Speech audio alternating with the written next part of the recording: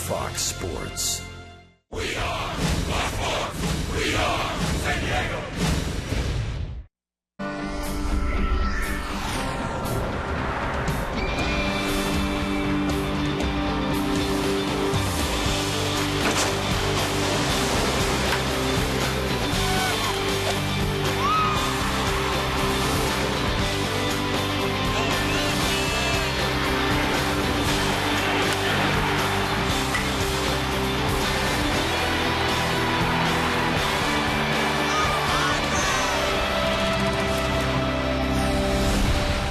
September 2nd, Labor Day, the unofficial end to another magnificent summer of baseball in this great city of San Diego. But it's always glorious here in our hometown as the Padres are back home for a 6-game homestand, opening against the San Francisco Giants, the reigning World Series champions. And a happy Labor Day, holiday to you all. Thank you for sharing part of your day with us, Mark Grant and Dick Enberg. The Padres open the 3 games with the Giants. Always good fun playing against Bruce Bochy's team. And Ian Kennedy has had excellent success against the Giants in his career. And he loves to pitch here at Petco Park. Great numbers against the Gigantes, but at home, 2-1 record. The ERA just above 3.5. The one thing for Ian Kennedy is locating the fastball and keeping these Giants off balance with that changeup as well. Opponent's hitting 234. Now, it is a day game here on this glorious Labor Day. The ball might have a tendency to jump today, but if Ian Kennedy keep the ball down, he is a fly ball pitcher, maybe out in front a little bit, not squaring up that changeup, he should get some fly ball outs as well. But I would say keep a look for the ground ball today and maybe some double plays to help Ian Kennedy against these Giants today. It's kind of a formula there. The more ground balls you see from Kennedy, the better he seems to pitch. Well, he's going to have to try to keep this guy on the ground. Buster Posey, he's in the high altitude when he faces the Padres. You know, Buster Posey, Dick, could probably be Mr. Consistency. Ever since he came up to the big leagues, the hype in the minor leagues, well, he paid dividends right off the get-go. 2 World Series, an MVP. This guy, when he swings the bat, you know how we talk about Adrian Gonzalez, like slowing the game down, slow to the baseball? That's exactly what Buster Posey does from the right side. Uses the whole field, hits with power, hits with average, and slows it down. He never looks overmatched up there. Right. He's just one good darn player. And, you know, also behind the plate, he's throwing the ball to second base extremely well. So his defense has gotten a little better. There are players around the league, no matter where they're playing, you like to go see the game because you want to see them perform. Sure. Buster Posey is one of those. Padres have a new face called up in the September expansion of 40 players on the roster. Chris Robinson, a former hockey player in Ontario, Canada, Fighting Illini at Illinois. We'll meet him.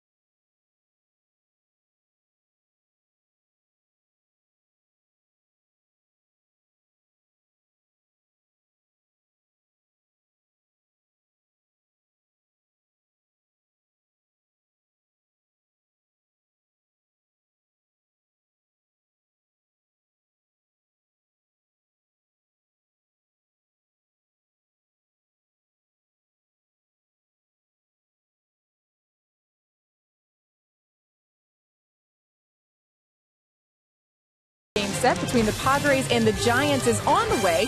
I'm Laura McKeeman, joined by Chris Robinson, catcher, part of the September call-ups that happened yesterday. And Chris, you got an opportunity to come up earlier this season, didn't get the Major League appearance that you maybe were expecting, but now you have an opportunity to get that. What do you think it'll feel like when it happens? Well, I mean, it's pretty exciting. I think if you were to tell me earlier in this year when I was kind of battling through some things that, I'd have an opportunity to be here playing at Petco Park and playing in the big leagues, I might look at you strange, but it's a dream come true, and getting the call earlier a couple weeks ago was unbelievable. But it'd be really neat to get in the game as well. You have two 1.5-year-old twins, and you said your family's in town. What is it like for your whole family, and what will it be like for your children to remember this or at least look back on it? I don't know how much they'll remember. They still kind of look at me crazy when I'm in a baseball uniform, but I think it'll be cooler for me to be able to look back and with the pictures that we have and to tell them kind of what it was like. But for my whole family, my parents are here, and for my wife back home and all her family, my sister, everybody, it's been a kind of a whirlwind of a year, and it's exciting. It's kind of a career that spent a lot of time in the minor leagues, kind of culminating to this, and it's exciting. So awesome. Well, we look forward to your first big league appearance. Yeah, well, thank you. Coming up next, Padres baseball is on the way. First pitch is just around the corner, and Dick Enberg, Mark Grant have the call. It's the Padres against the Giants.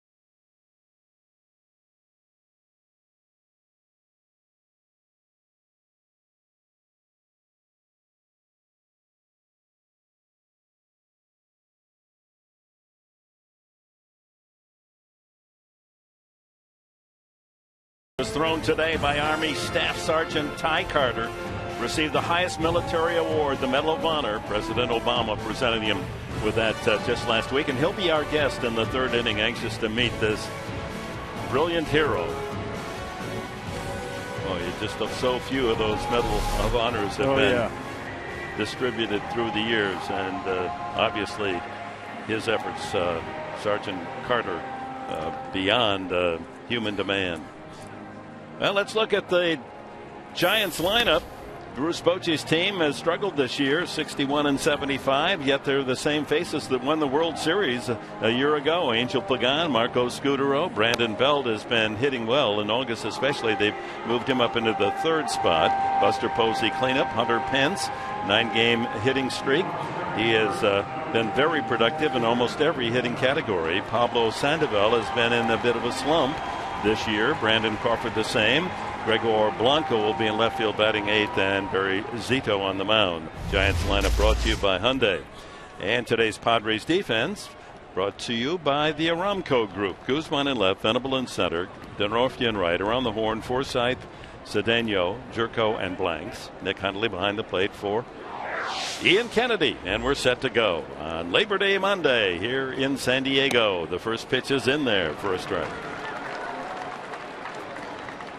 Pagan, sorely missed by the Giants. He's a terrific table setter, leadoff man. Out 60 games. Well, more than that, 82 games with hamstring surgery this year, and they've missed his presence. Talking with the San Francisco broadcasters, saying how can it be that this team with basically the same lineup suffering such a downfall this year from last season's their last year they were 77 and 59 at this time. We know what that's like, huh? Not having that top of the order guy like an Everett Cabrera. Mm-hmm. And you won't get a lot of sympathy from Padres management. They, once again, the Padres lead the major leagues and most days on the DL. That was the case last year and again this year. And that doesn't even count Headley currently and Alonso currently, who are not in the starting lineup. Got to get them healthy next year. That's sometimes it runs in cycles, and almost every sport. 2-strike pitch. Swung on and missed. Strike 3. Good start for Kennedy. In almost every sport, the team that stays healthy a whole year. Football, somebody get the Super Bowl. It's the same lineup that started game 1. Same in basketball. Baseball. Yep. Maybe next year will be the year where the Padres have all their players healthy. Well, Ian Kennedy looks healthy after that strikeout, the high fastball to Pagan. Here's the scouting report brought to you by Jaguar of San Diego. Find the groove early. Shake that groove thing, Ian Kennedy, and stay on the corners. He said before the game, fastball command is the biggest key for me today. Chase Headley still suffering from that back pain spasms, and Alonso with the sore hand. Scudero in August with only 4 extra base hits. His average still at 298, but hit only 229 in August. That's hard to believe for this talented hitter. We talked about Mark Ellis in Los Angeles, just that steady professional hitter. In Arizona, Martin Prado, and it's Scudero for the Giants. They all fit that same mold. Just a tough out. They know what type of swing to take during a certain count, right? Behind in the count, they're going to try to spray that ball the other way, hit them where they ain't, as they used to say back in the day. Wee Willie Keeler. Yeah, you remember him. Absolutely. He was one of his games. Was he small? He was so small. Oh, Wee Willie, you betcha. Breaking ball, and Kennedy thought he had him.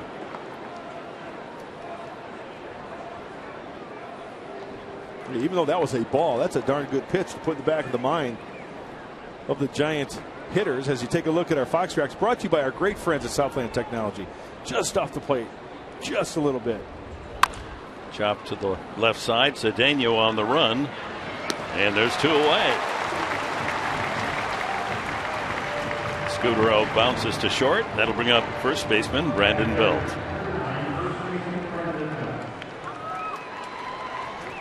Belt is one of those considered for the player of the month in August. Of course, Will Venable would be our choice. Had a fabulous August, but this man hit .350, 9th best in the National League in the month of August, and has raised his average up to .278. Good home run total as well.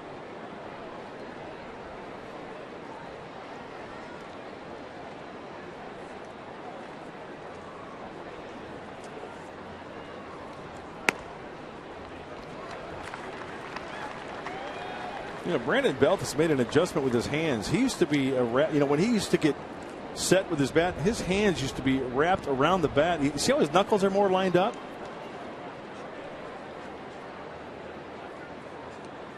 Looks more free.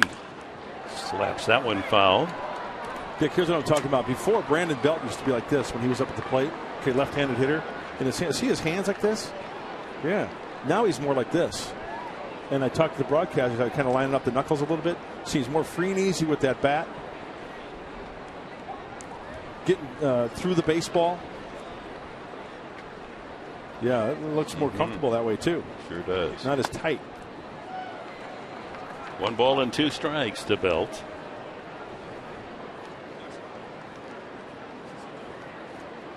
Just 25 years of age, so he's part of the Giants' future.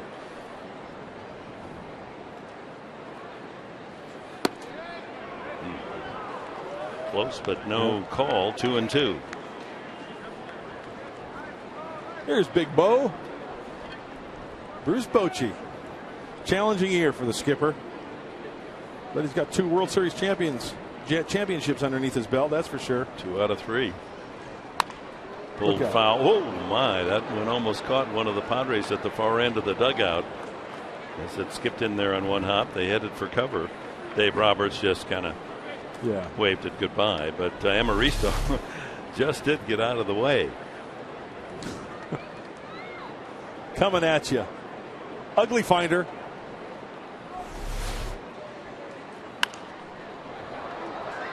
Spraying the ball around is Belt. Hey, was that term used on the baseball lingo night that one night? Ugly finder? No, it wasn't. No, that's a line drive. Like if you're in the dugout, right, and there's a line drive hit right at you, your teammates will say, "Hey, ugly finder," meaning the ball's, it's like a heat-seeking radar missile finding the ugly guy. Oh, I see.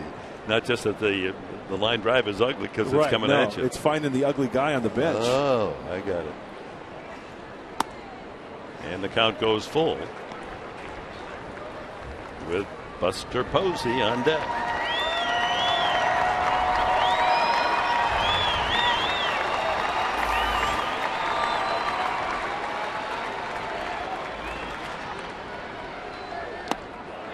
And ball 4.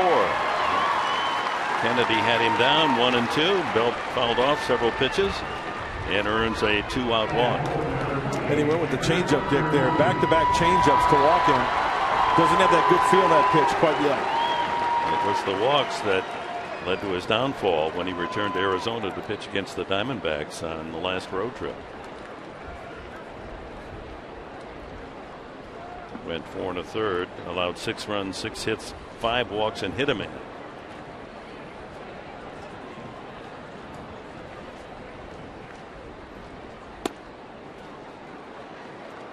.90 on the fastball, misses downstairs. Posey a 308 average, tied with Pence, 69 RBIs for the club lead. Oh, Ian Kennedy gets squeezed on that first pitch. Pitcher's pitch, 2-seamer, right at the knees. Ball 2. Bill Welke calling the balls and strikes in this crew. Hunter Pence next.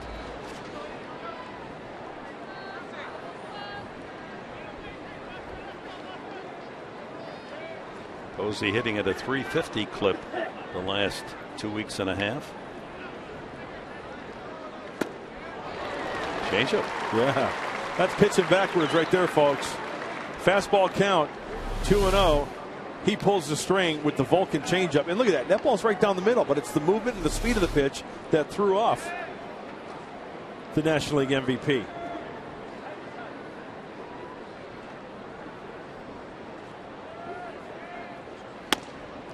And another strike.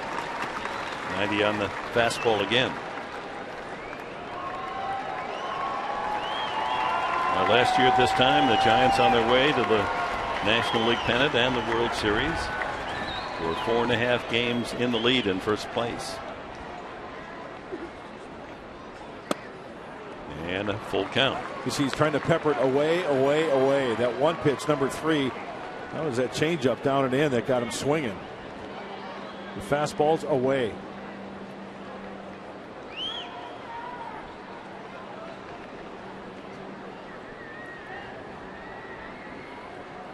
Belt goes.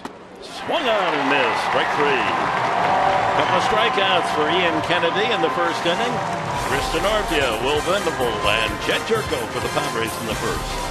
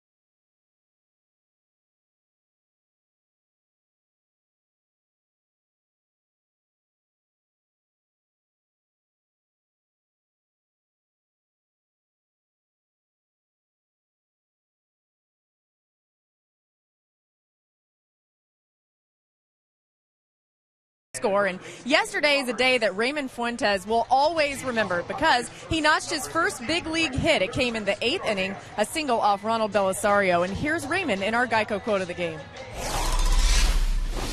It felt amazing getting that first hit. It's really special for any rookie playing this game. And off of Belisario, I mean, like you said, he's a tough pitcher. And it felt really awesome getting off of him. Raymond said he's still trying to track down the ball that he hit, but he hears they're doing something special with it for him in the clubhouse, so he expects to get that soon, guys. Yeah, Laura, we saw that yesterday. They certainly retrieved the ball. We saw it get to the dugout. They're just kind of playing with Fuentes, I think. But he also, his first walk, his first major league run. It was a very important day, September 1. Yeah, it's all about getting on base for Raymond Fuentes. He's got some speed, made some nice plays in the outfield, too, tracking down He did some indeed. fly balls. Well, the Padres' first turn at bat against veteran Barry Zito, the 35-year-old. Attended University High School here in San Diego. He's had a rough year. From Cy Young to a 5.81 ERA, and he's lost 7 in a row. Denorfia takes outside.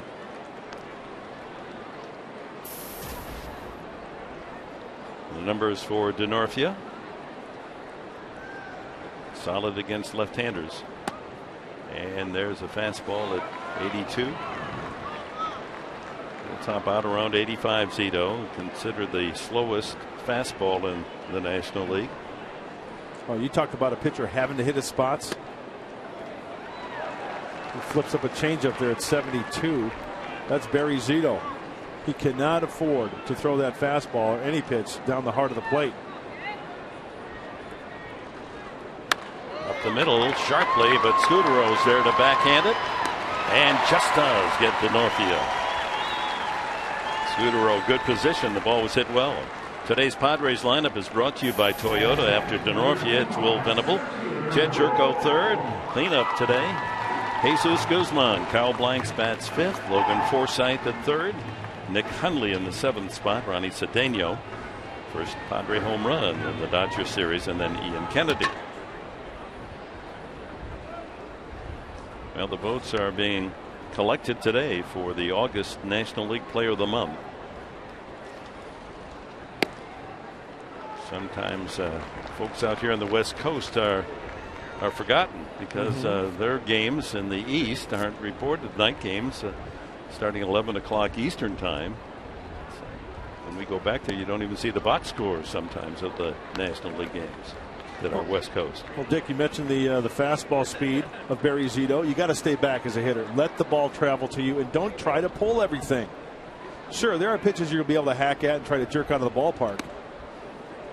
But if you start lunging, and this is something maybe Mark Sweeney could talk about, you start lunging through that baseball, you don't wait back on it, then you try to pull it, you're going to be jamming yourself, you're going to be topping the ball, you're going to be just making some outs, some weak grounders. You've got to stay back.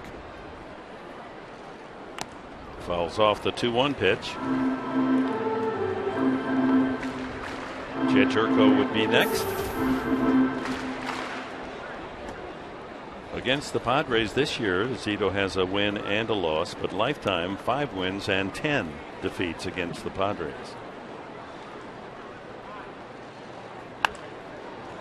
That'll slice into the crowd down the left field side. Well, when you take a look at the pitch selection, here's how you break it down. Wow. This tells you everything about Barry Zito, doesn't it?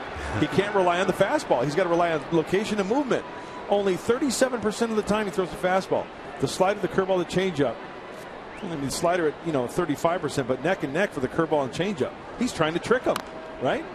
Absolutely. Probably doesn't throw 2 pitches in a row. If he does, it can't be in the same location. He's got to win with guile. This isn't the same pitcher that won the Cy Young Award in Oakland 11 years ago. You know what, though, about Barry Zito? How about what he did in the postseason for the Giants? Oh, yes. And he went around. Strike 3 on a ball in the dirt. Venable caught swinging. Well, the Giants defense today is brought to you by Hyundai. Blanco in left, Pagan in center, and Penson right. Sandoval and Crawford on the left side, Scudero and Bell at second and first, and Posey behind the plate for Zito. In fact, The last time that Zito prevailed with a win on the road was in the National League Championship Series. And that was the game where the Giants were down 3-1. One loss from elimination to the Cardinals. He comes on and shuts them out 5-0. Yep.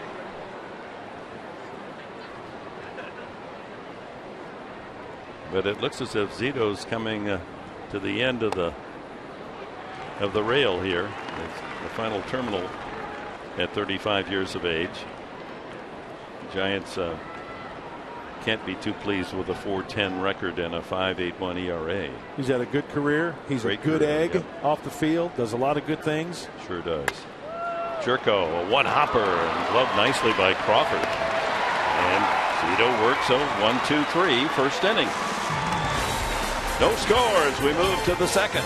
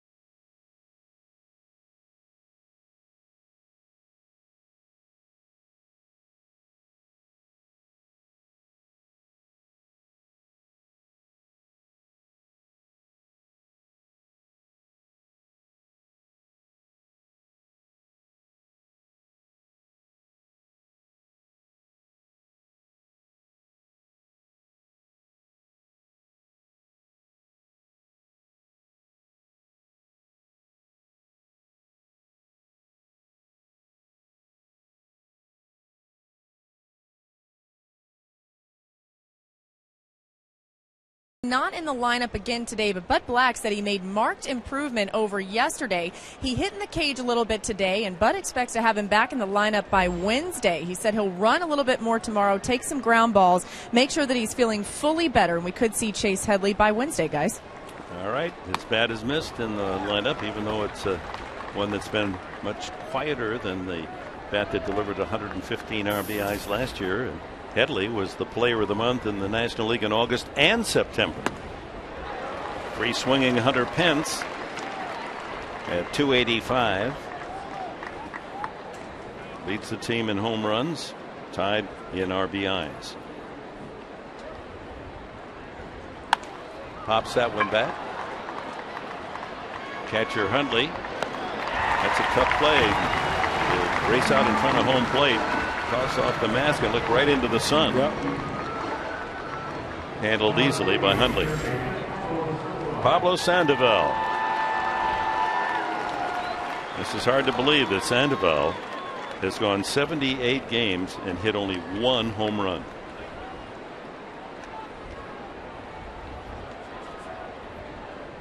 Total of 10 on the season.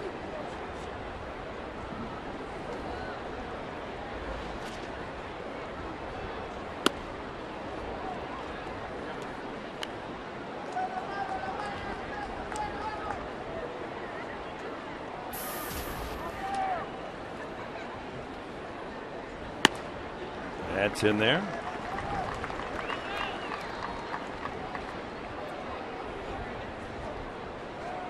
Kennedy 6-3 lifetime against the Giants with a nice ERA 2.54. You see what he's doing to Sandoval here. In, out, in. Fastball in, fastball away. Cutter in. Cannot keep fair. Big key. Rather have a 1-2 count for Ian Kennedy rather than 2-1. against any hitter, especially Sandoval. You could roll it up there and he'll try to swing at it. All of the fastballs so far have been topping at 90 miles an hour from Kennedy. Now he's got him set up for a nice changeup possibly here.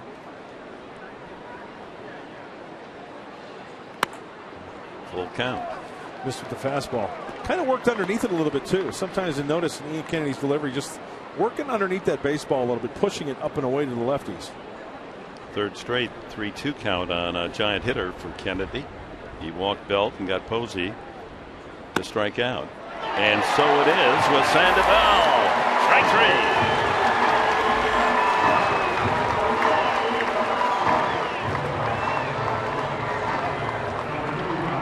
Bochy didn't like the call, nor did Sandoval. This was a classic example of Ian Kennedy going in and out, in and out. First pitch fastball, two-seamer, in, out, in with the cutter, up and away, not fishing, not biting.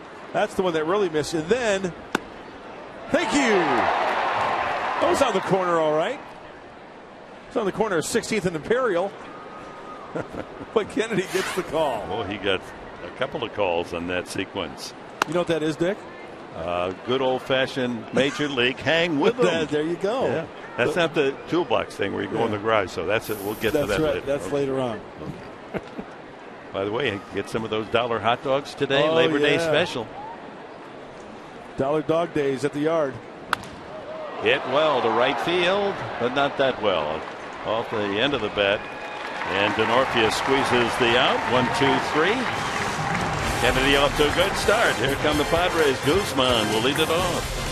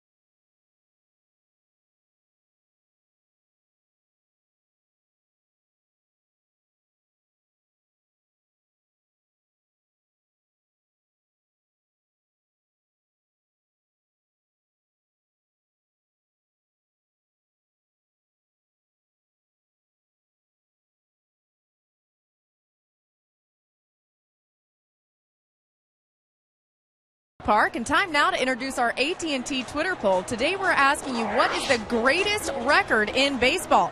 And these are your choices: career home run, career Ks for a pitcher, obviously, career hits, and career wins also for a pitcher. So use one of those hashtags, career home run, if you're choosing that one, and then use the hashtag greatest record. Then tell us why. So pay attention, folks. You got to make sure you use the hashtag greatest record and then one of those choices and tell us why. We'll check in with the results a little later on in the game. And Mark Grant, I would imagine you're going to go with the pitcher choices there. Well, you know what, Laura? High fly ball as Guzman first ball hunting. It's in shallow left center. And Crawford, the shortstop, makes the play.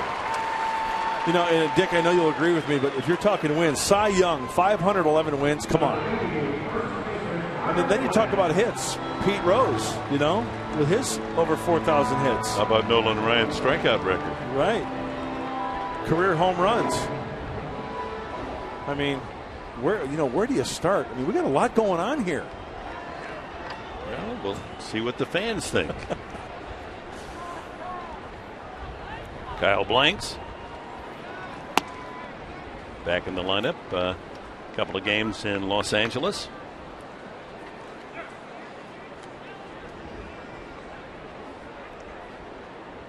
A couple of hits as he debuted back from the DL on Saturday night. How about Cal Ripken's record? Games played.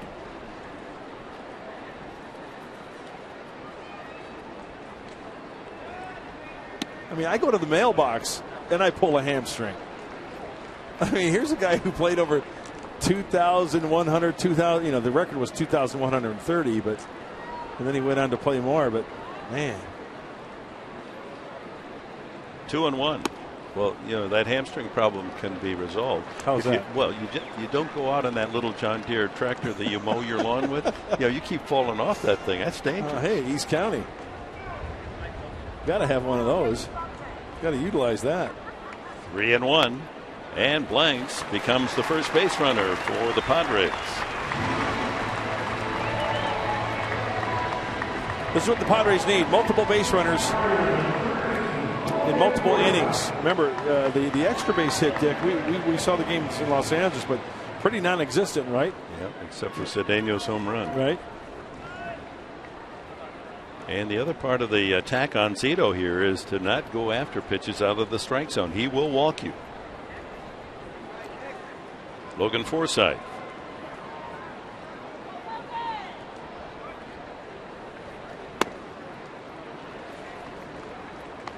Forsythe at 221. There's active leaders, most career walks allowed, and Zito just 4 behind Ryan Dempster. A lot of free passes, over 1,000. Yeah. Well, he's been around for a long time. Yeah, I remember I was having a discussion with Tony Gwynn. I think he had 31-41, right? Hits, career hits. He made over 6,000 outs in his career. It's a good way to start the banquet, Yeah. right? Somebody gives you the big flowery introduction, and you get up and say, but. Poway's Bruce Bochy.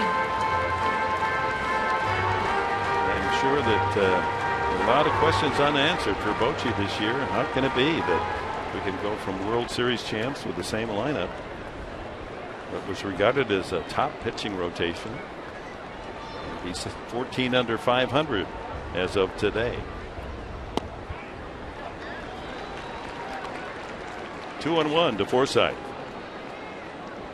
Matt Cain has been boldly unspectacular this year. 8-8. Lincecum 8-13. Bumgardner, we'll see him tomorrow night, 11-9. Up and in. 3-1. Yeah, Cain's got that right forearm contusion, so he's not been able to pitch. Zito 4-10, Vogelsong 3-4. You know, it just hasn't happened.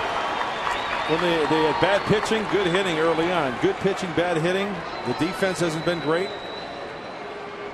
So the timing collectively for the Giants just hasn't been there. 3-1, and Blanks was not going. Nice catch made by a fan in the second deck. And we'll see if Bud Black sends Blanks on a 3-2 pitch. One of the better seats here at Petco Park. Toyota Terrace, front row, 2 hands. Nicely done. Got to get a picture. Instagram.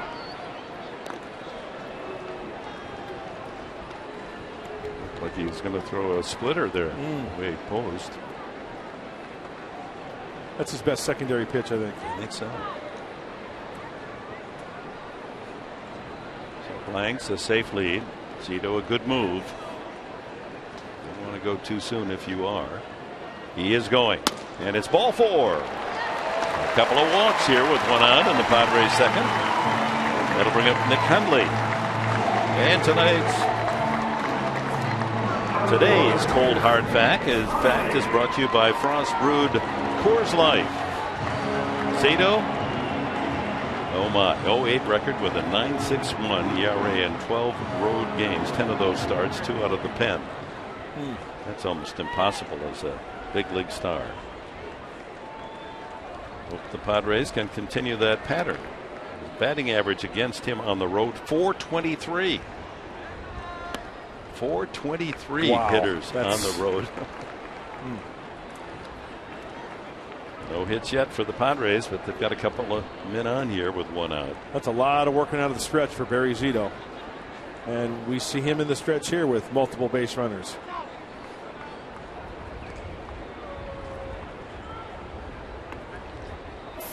Blanks at second, Forsythe at first for Hundley. 10 home runs this year.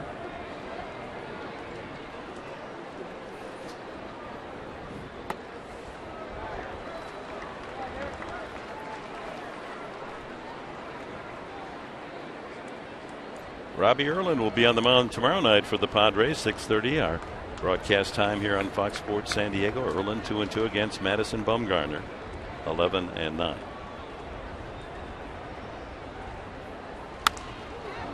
And then on Wednesday, 3 different starting times for 3 games of this series. It's a 3:35 game. We'll be on at 3 o'clock Wednesday afternoon. Eric Stoltz trying to snap out of a bit of a losing streak here against Tim Lincecum, making his return to Petco Park. First time he's pitched since that no-hitter here in San Diego.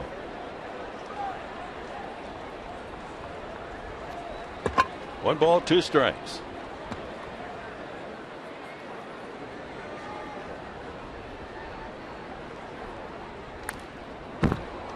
Slow curveball in on the hands at 73 miles an hour. I think the one pitch that Nick Hundley wants back is the pitch prior to that curveball. It was a fastball right down the middle that he fouled back at 83. It's all the other soft speed stuff that makes that fastball look like 93. Buster Posey motioning up in the zone with his glove. Let's see if it's a fastball up. It is, and it's fouled past Glenn Hoffman at third.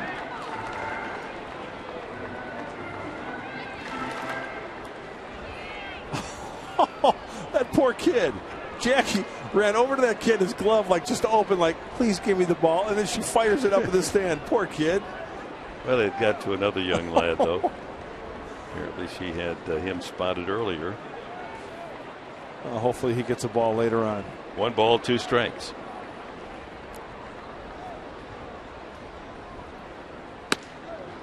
Turns it over, the changeup. You know, if Nick Hundley's going to get a fastball this at bat, it's going to be out of the zone. He's going to. Barry Zito's hoping that he's going to chase something out of the zone. Otherwise, he's just going to flip up a changeup, flip up a slider, a curveball.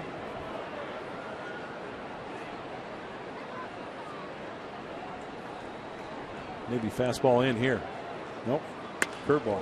Line drive, Sandoval.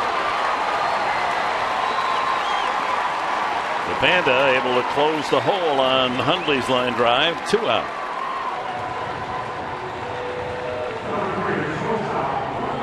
Oh, we got Panda watch down there at third base. Hey, don't let his physique fool you. If he gets to the baseball, he's going to glove it. Falling to his left, not diving, falling to his left to make that grab. They had to take Sandoval up to our wonderful San Diego Zoo at Pandemonium. They got that whole new panda exhibit up there. Yeah, man, that would be a great publicity shot. Ronnie Cedeno delivered some good hits here of late.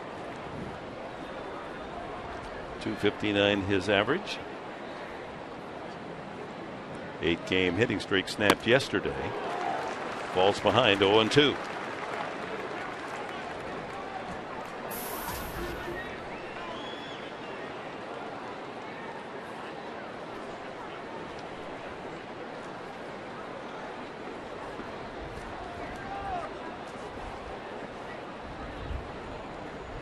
Two on, 2 out for the Padres. No score here in the 2nd inning. And on this day, appropriately, Zito laboring away.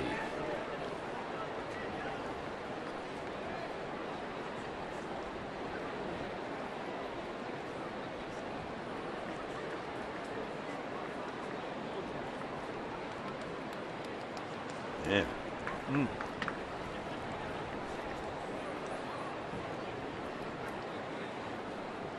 It's like Sergio Garcia, the golfer, all those waggles. You know, the fans screaming, "Hit the ball!"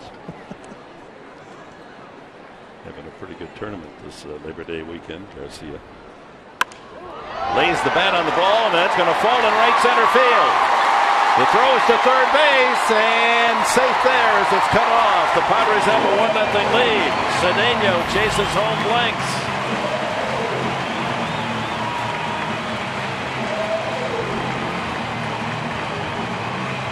That's what you were talking about, Mark Grant. Not over swinging and the off-speed stuff. Just lay the bat on it. Down and away, not over swinging, just putting it in play, serving it into shallow right center field. Looked like something soft, maybe a changeup. And Kyle Blanks had to get on his horse. I thought that throw was going to go all the way to third base. I did too. And if the runner had been tagged out before Blanks hit home plate, no run. Here's Kennedy. He has 7 hits this year. And 1 RBI. Chance to help himself. Runners at the corners. And the Padres have struck first. 1-0.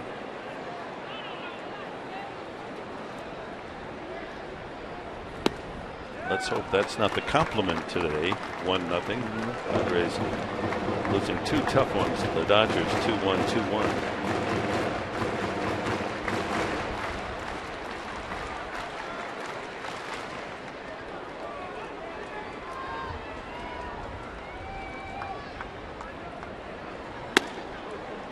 There's a strike. 2-1. You know, you talked about fans yelling at Sergio Garcia. I think on the tour they should be one tournament a year, the Heckle Open. Fans open mic, open everything. Just to give these golfers an idea what it's like trying to throw a slider 3-2 with the bases loaded and 50,000 people calling you a bum. Or trying to hit a free throw overtime to win a game. Right. The Heckle Open. Bring it on. I like it. Once a year. I'd patent that right now. I think that'll go over big. Might have a few withdrawals from the Show PGA what it's really stars. Like. Quiet, please. Please. You could get Jekyll to be the announcer. 3-1. And ball 4 to the pitcher. Bases are loaded. 3 walks and a single from Zito here in the second. And that's going to create a stir perhaps in the bullpen. Well, pitching coach Dave Righetti, a slow walk out to the mound. Bruce Bochy over to the phone. Oh, he's not happy. See the way he snapped at that phone? Oh, and he hung it up and closed it. Yeah, not happy.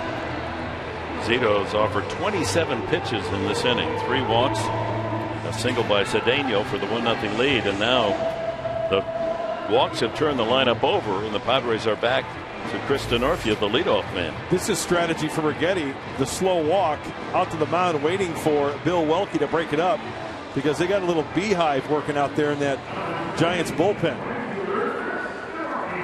Get some early action.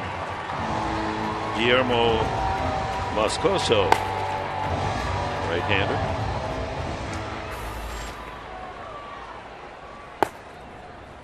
Padres one big swing away from taking a handsome lead early. Denorfia grounded to second the first time. 0-1.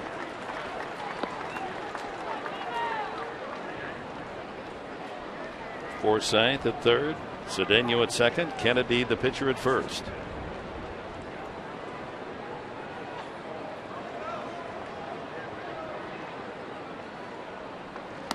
Two and 0.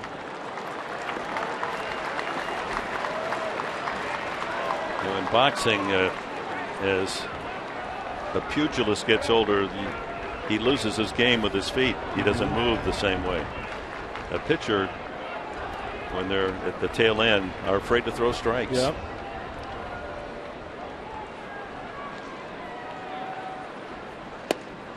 That's a strike. Just caught the outside corner at 80. You know, it's almost like a pitcher who was kind of hurting a little bit, right? Believe me, been there. To where you're afraid to throw the ball over the plate, because then you start nitpicking. You're behind 2-0, 3-1. And then if they do hit the ball, you just hope and pray that they hit it right at somebody.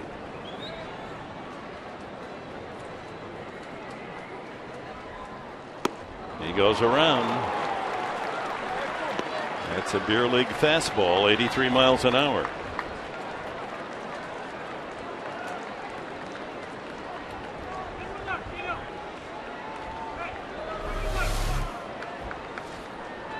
Going after the high one, wanted to stop the swing, but not in time. This is where the Padres need to make hay. Key 2-out knock here. Little looper over first and into right field. 1 run scores. Here comes Cedeno. He will score. It's 3-0. Lenortia delivers, much like Cedeno's hit. Not over swinging, just punching the ball into shallow right field for a couple of RBIs that sends him to 41, and the run batted in count. Well, remember the scouting report against Barry Zito was don't try to pull everything. Cedeno wasn't the prettiest swing, base knock. Chris Denorvia gets enough top hand on top of that pitch to serve it to right field for the 2 RBI single. Nicely done, and a key 2-out hit. This one off the bat of Will Venable in shallow center, but Pagan coasts in under it for the out. But the Padres taking advantage of Zito's wildness. 3 walks, a couple of singles, and San Diego leads the Giants 3-0.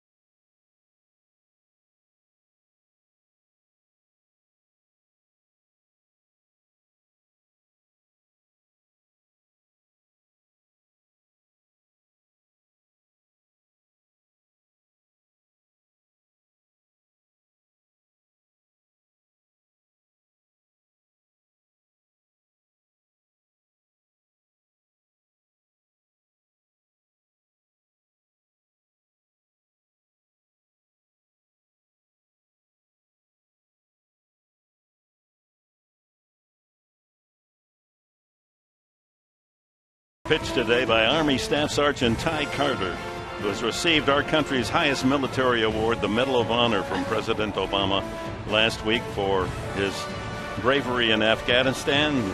Clayton Richard catching that first pitch, and now a souvenir for Sergeant Carter to take home. But that baseball might be nice for him, but here it is. You don't see many of these. There is the Medal of Honor. Wow. I should have asked if I could touch it. Well, it's okay. It's just a piece of metal, but what it represents is far greater than anything I could ever be. Well, give us more on that. Well, in order to receive such a prestigious award, everything around you has to go wrong. So you've got your soldiers or your battle buddies around you, and they're either wounded or dying, and the enemy is still coming. You're still in a firefight, and then it has to be recorded, and then it has to be investigated.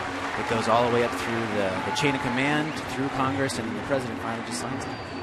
And I don't know, is there one given each year? Not necessarily, just whenever. It has nothing to do with any dates. It has nothing to do with, it's not an annual thing. It has to do with the bravery that our service members do overseas. It takes a while. It takes like 3 or 4 years in order for the entire investigation, but it's for acts of valor, pretty much. So it could be once every 25 years. It could be back-to-back years, just depending on what happens. It could be one after another. It could be once a week. It could be once a year. It could be once every 10 years. It just depends on the situation. Tell us about yourself, your background. All right. Well, spent the first 10 years of my life in Bay Area, California. Giants fan?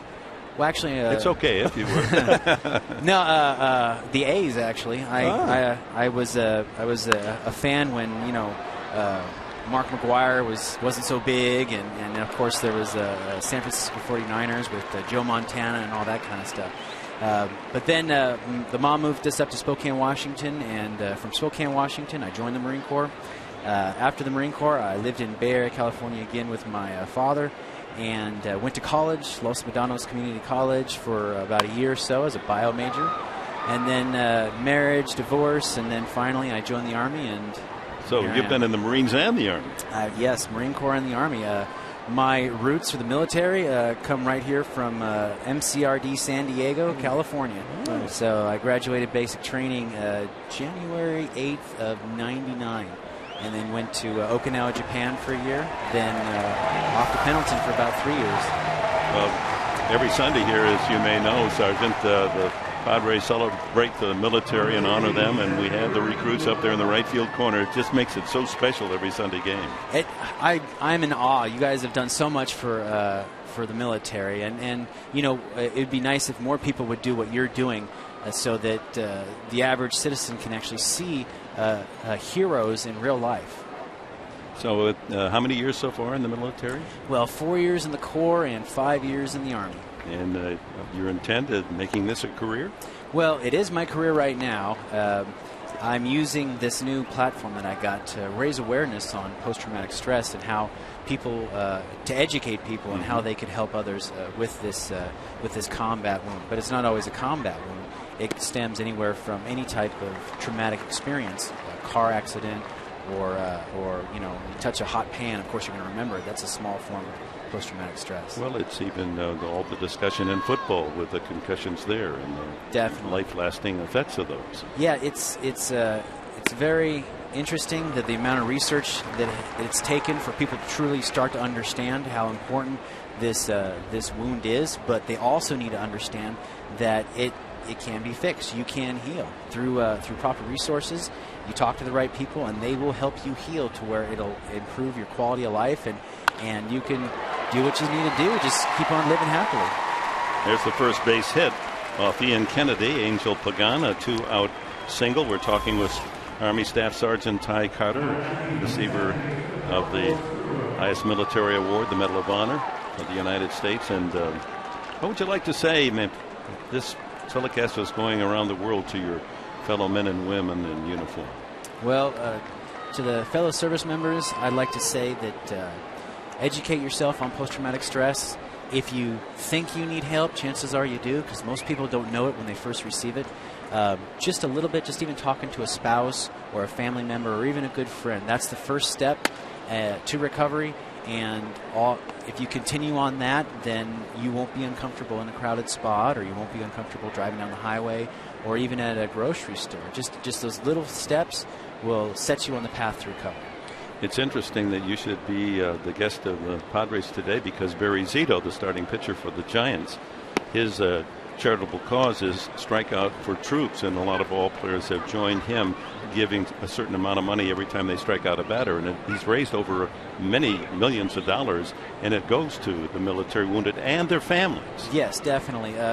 People often forget that a lot of the service members are actually their families, because when the spouse is deployed, you've got the family sitting back next to a telephone waiting for information to see if their loved one is okay, or to get updates on information. And they're the ones that are carrying on the fight here at home, while the spouse is overseas doing what we can to keep the fight over there.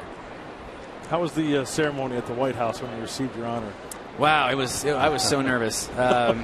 I mean, I enjoyed it, but what I truly enjoyed was standing up on that stage and looking out into the audience and seeing a lot of my family, a lot of my military friends, the guys that were there that day, and also the Gold Star family members. The pride and the joy that I saw in their eyes made it more than worth it for me.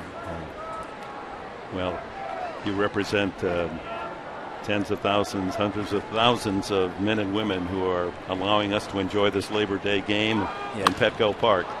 Scudero slicing that one into right field, and Orphy into foul territory to make the catch, and that ends the inning. And Ty Carter, Sergeant, we are so honored by your presence today. Thank you. Thank you very much. I'm really happy to be here. This was fun. Thanks for all you do. Godspeed.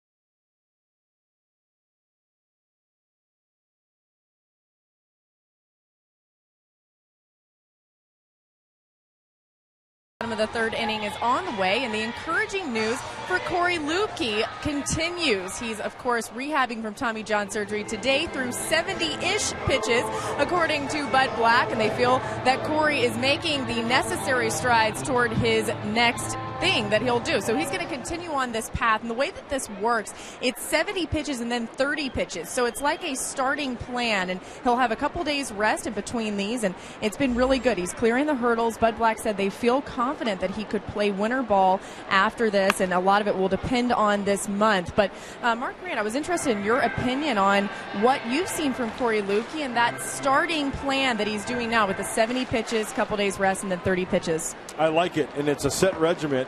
And it's amazing, Laura, how this Tommy John has evolved, the surgery itself and the rehabilitation. I mean, it's such a great story. And you know what, Laura and Dick, if you've got some time, it's worth looking up and going through how the Tommy John surgery came. You know, Dr. Job up in Los Angeles, Tommy John himself blew out a ligament. He thought about replacing the ligament. It's a great story. But how it's gotten so complex these days to where X amount of pitches on this date, this type of exercise before you pick up a baseball. And you know what? I think Corey Lukey right now, he doesn't need to rush things. No, he's got till next spring exactly. training. And with the way he's going and the reports we're getting, it looks like he is on pace to be ready for spring training, hopefully.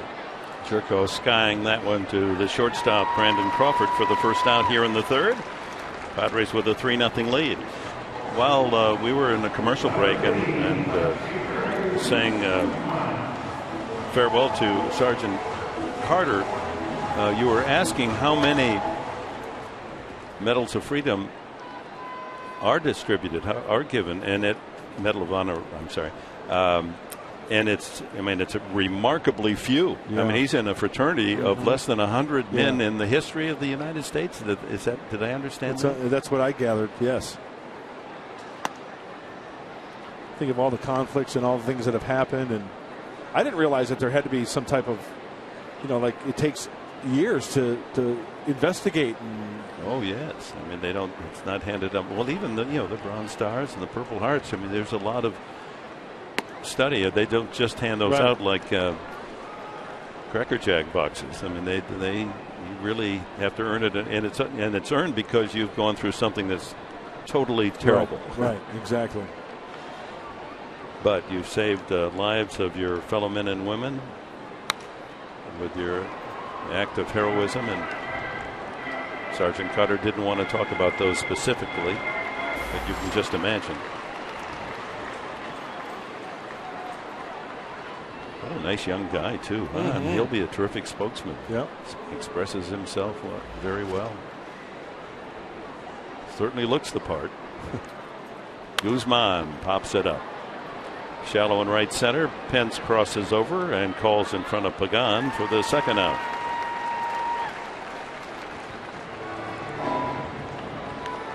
Well, now it's time for our Farmers Insurance game plan. Hey, multiple hit innings. We did not see that up in Los Angeles. And extra base hits, something we didn't see as well. So the Padres got on the board in the second inning. It wasn't multiple hits, but multiple base runners. A few walks, a hit. Led to 3 runs for the Padres. And here's the man who started it, Kyle Blanks, with a walk with 1 out. Fouls it back. He walked, then Forsythe walked.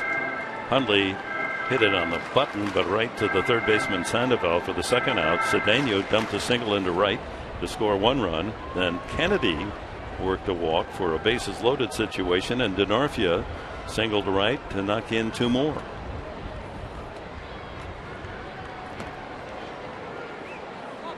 Did not go, says first base umpire Fielden Culbreth, my favorite umpire name. Yeah, all hit and no fielding, Culbreth, right? That's why he's out there on first. They shouldn't even put him behind home plate. He's got to play first, second, or third. Fielden. There's that slow curveball in for a strike.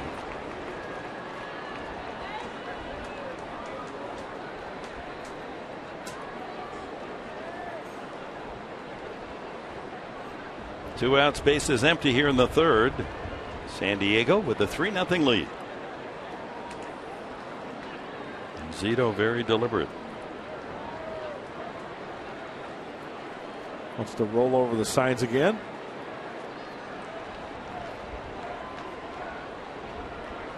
Got him swinging. Second strikeout for Zito. We've completed 3 at Petco on this Labor Day. 3-0 San Diego.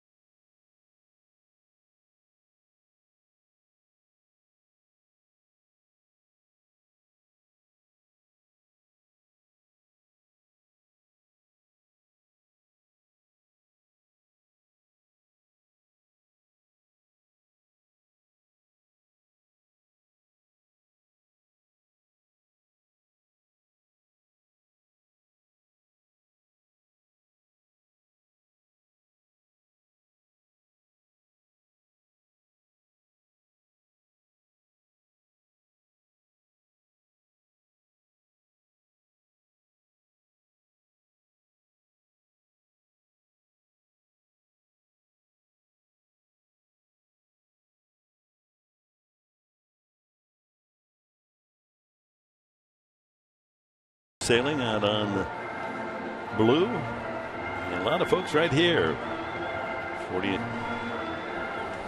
lot of San Francisco fans making the trip down. They probably made those plans long ago. Spent a great weekend, long weekend here in San Diego. Yeah, they travel well, don't they? A lot of orange. And of course, the Padre fans are hoping to flex their muscles against Barry Zito. Score some more runs. Kennedy, top of the 4th. To face the middle of the order, Belt, Posey, Pence, and if anyone gets on, Pablo Sandoval. Belt walked, one of 2 base runners allowed by Kennedy in the first 3 innings.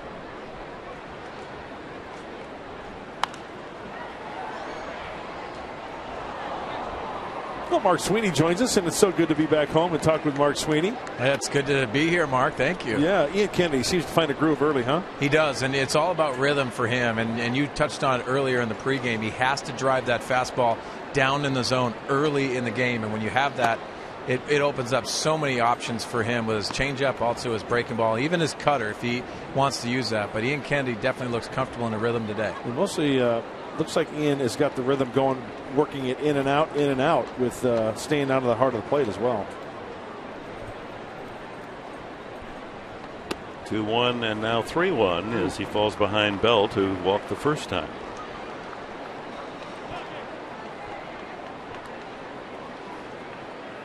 Pence leads the team in walks with 47. Ground ball, chest foul, pass first. Belt has walked 45 times, now 46.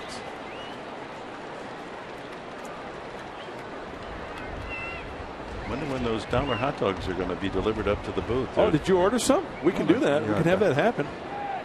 I think I've got 4 quarters laying around somewhere. High fly ball, sky to left, where Guzman makes the play. I ordered a couple of dozen. You think that was being a little greedy? Did you? Yeah. You buying for everybody? Everybody. Yeah. Against Ian Kennedy, players with the most career hits, Buster Posey and Pablo Sandoval. Aubrey Huff, the ex-Giant, with 44, and Ethier, the Dodger, 39. Well, that's what'll happen when you play in the division. Same division. There's another hit for Posey, 36th hit.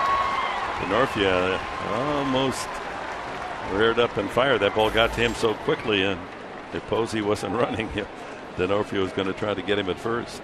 You know, Mark, I dropped your name quite a bit in Los Angeles talking about hitting. One of the things you always talk about is a hitter slowing the game down. I think Buster Posey falls under that category. Yeah, he does such a great job. And when you see him get his foot down and then the knob of the bat that Tony Gwynn always talks about, he pulls his hands in so well and stays inside the baseball. And I think that what makes him so special. He's in good balance, but he also is very aggressive with his swing, and there's a power in that element as well as the consistency just mounts. One of the prettiest swings from the right side you've ever seen? Yeah, I think so. If you look at, going way a little bit further back, Edgar Martinez was one of those guys that, Mark, you've been around him. It's such a great swing from the right-handed side. I think Buster Posey definitely has that type of swing. Swing and a miss by Pence. He's a wild swinger. Pence, almost the antithesis to the smooth stroke of Posey. Yeah. But he gets the job done. Leads the team, home runs, RBIs, runs scored, hits, doubles, triples.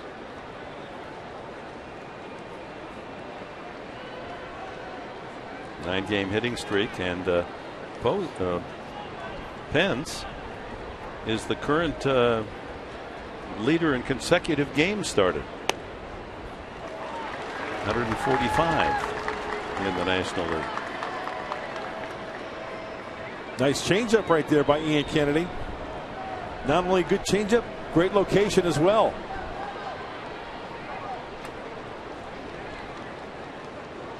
Infield back, set for 2.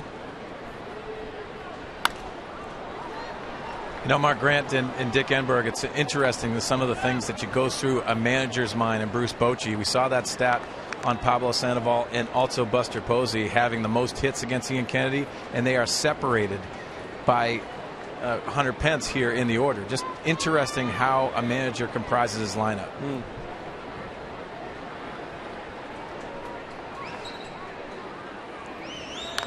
And he fouls off a pitch well inside. The count remains 1-2. A lot of managers like to go, if they have that kind of a roster, to go right, left, right, left, right, left, thinking ahead that you make it difficult for the other manager if you're going to bring in a relief pitcher later in the game. Right. And you force him maybe to throw to if he's a lefty, to a right-hander.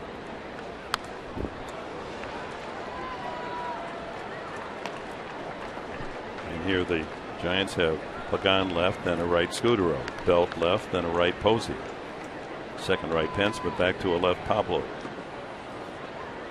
Switch hitter, but that gives you the flexibility to. Yeah, and I think dropping him both ways. Right. Yeah. And I think dropping him down to the 6, it kind of bolsters that bottom part of the order too. Swing and a miss, strike 3. Number 5 for Kennedy.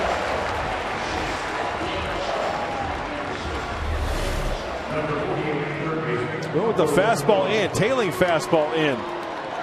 Boy, getting extended. Perfect location. He has got the location working. Here's Sandoval, goes through that old ritual of making his marks outside the batter's box, takes care of the wraps, then he'll spread his way in at the hitter's area.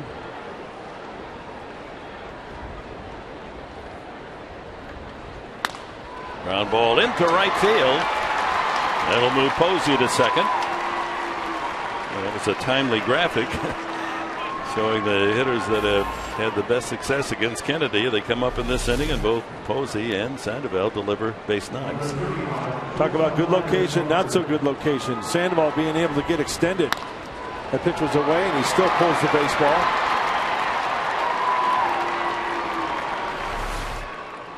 That'll bring a tying run to the plate. Brandon Crawford. Crawford had a handful of home runs back in April. He started totally out of character, hitting a lot of long balls, but he's settled back into a more expected groove with 8 home runs on the year. Well, he had a big home run here at Petco Park. Earlier visit by the Giants.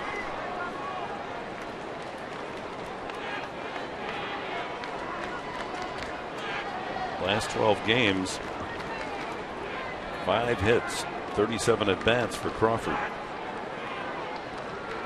Kennedy trying to keep him cool here with 2 on, 2 out. And 2-0 the count.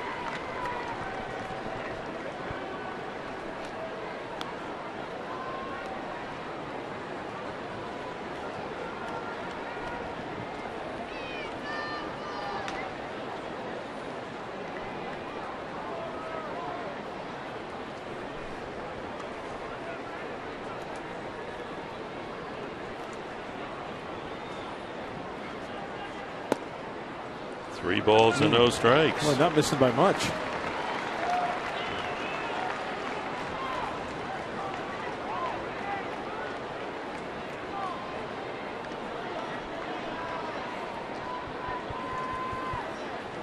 Crawford, a star at UCLA. Takes a strike. Married a UCLA gymnast. His wife Jolynn.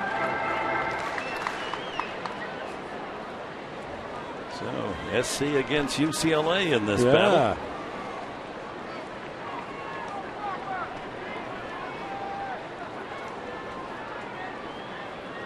Posey and Sandoval, not a lot of speed on board for the Giants, and Hundley is going to go out and make sure on this 3-1 pitch. Don't want to make a mistake here. One swing and get a new ball game.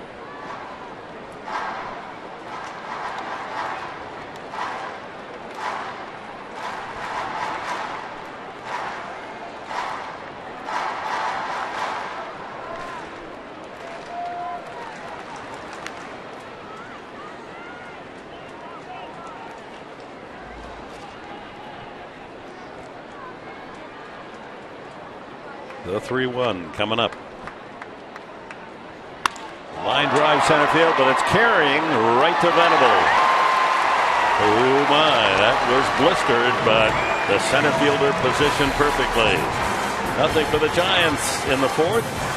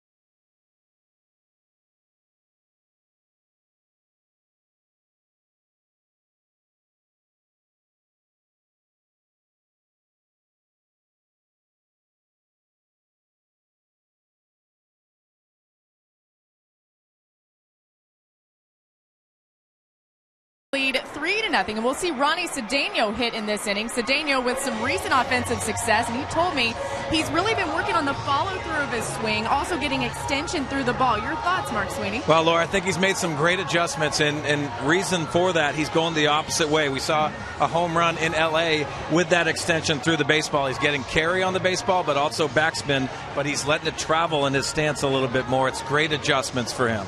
Well, Dick and Mark, we're getting cozy, enjoying the heat down here in the dugout. How's it going up there for you guys? It's going great. Yeah, it is. What a difference from Los Angeles. It must be about 50 degrees cooler here. Hey, how about Mark Sweeney and Laura McKeeman? All set for Good Morning San Diego. Great morning show. A little cup of coffee in front of you, a little table there. No, we know what cup of coffee is. That's Dick Enberg's territory. Don't even touch that. I'll deliver that to you two. That's a good-looking pair, don't you think? Yeah. I challenge Major League Baseball to come up with a better-looking quinella than those two. I think Laura makes a lot of people look good. Yeah, that's right. No, you do, Mark Sweeney. Don't try to give this to me. Own up to it. I know when they take a team picture, I'm going to try to get as close to Laura as I can. You know, it just improves the looks of all of us. I guess not. Dick, I think you look great today. I'm feeling better. Back home. Yeah, it's great. Great weather today. Beautiful. A little on the warm side, but awesome. It's going to be awesome. 3-0 lead. The most overused adjective in America these days. Awesome. What was it back in the 50s? Swell? Think back when you were in college. I'll have to think back. What was the word where it was great or good? I'm going to have to dig back into pitching? The deep recesses of my gray matter.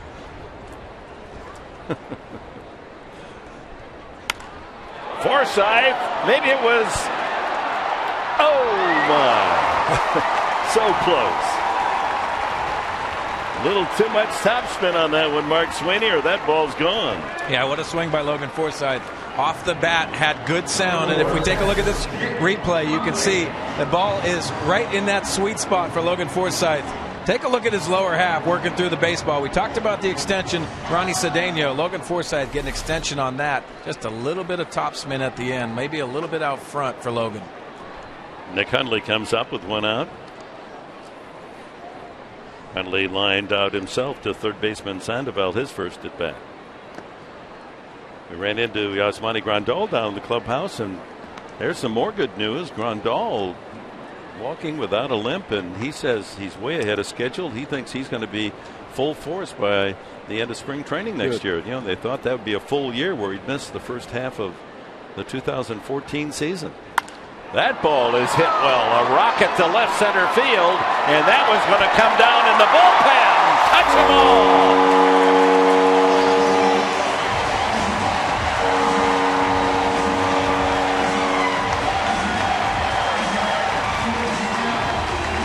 Number 11 for Nick Hundley, and the Padres take a 4-0 lead. Logan Forsythe got extended. That was a hang with him. Nick Hundley gets on top of a high pitch up above the belt buckle on contact. Right at the belt buckle. Thank you very much. Talk about a swell swing. That was well over 400 feet when it landed in the bullpen. It's a career high 11 home runs for Hundley this year. Those are the pitches that the Padre hitters have to crush. Oh, that was for you, he said. For his daughter Allison, I'll bet. Nick Hundley. Nice. Cedeno singled in a run and lines that one, but it's hooking foul down the left field side into the first row. Nice catch by that Giants fan. That'll get you some love. Peace.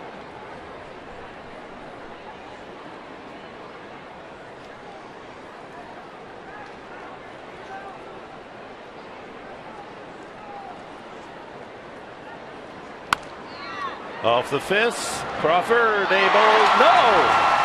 It looked as if he had it. And the final twist went up, and Cedeno has another base hit.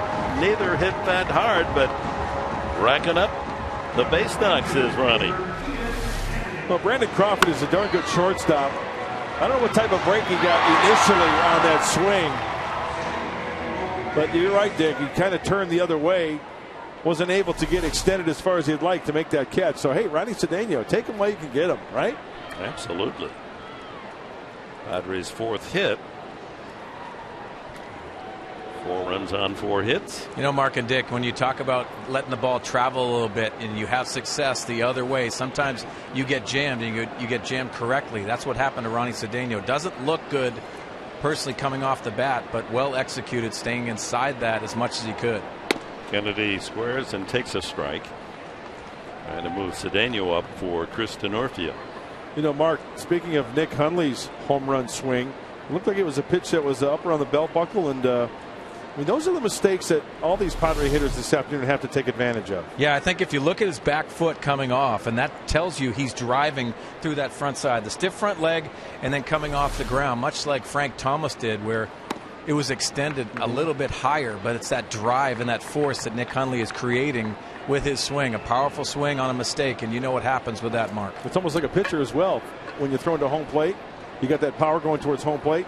You stick that front leg and you stiffen up on that front leg in front, and that's how you get that power, that catapult power towards home plate. Bunted foul. Hundley's previous high home run season was 9 2 years ago. 11 this season. There's that swing in the back swing. Watch the coming off the ground there. But you can see, Mark, just the balance that he has in that swing. It's a mistake pitch, but the balance and perfect transfer of the weight from that backside to the front side. Kennedy squared to bunt there, then pulled the bat back. Zito goes over to first base. They measured the home run by Hundley at 422 feet.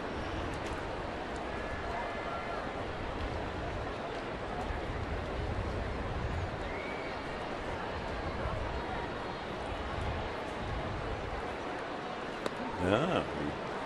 As Sandoval playing 60 feet from home plate at third base. Now the Panda backs off a little bit.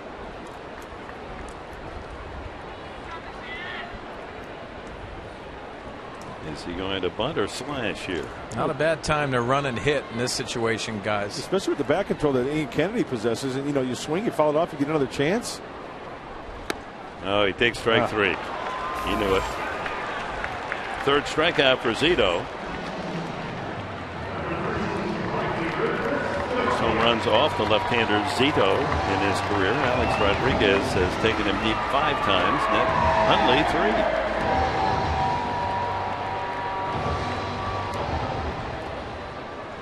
Denorfia, a 2-run single back in the second inning.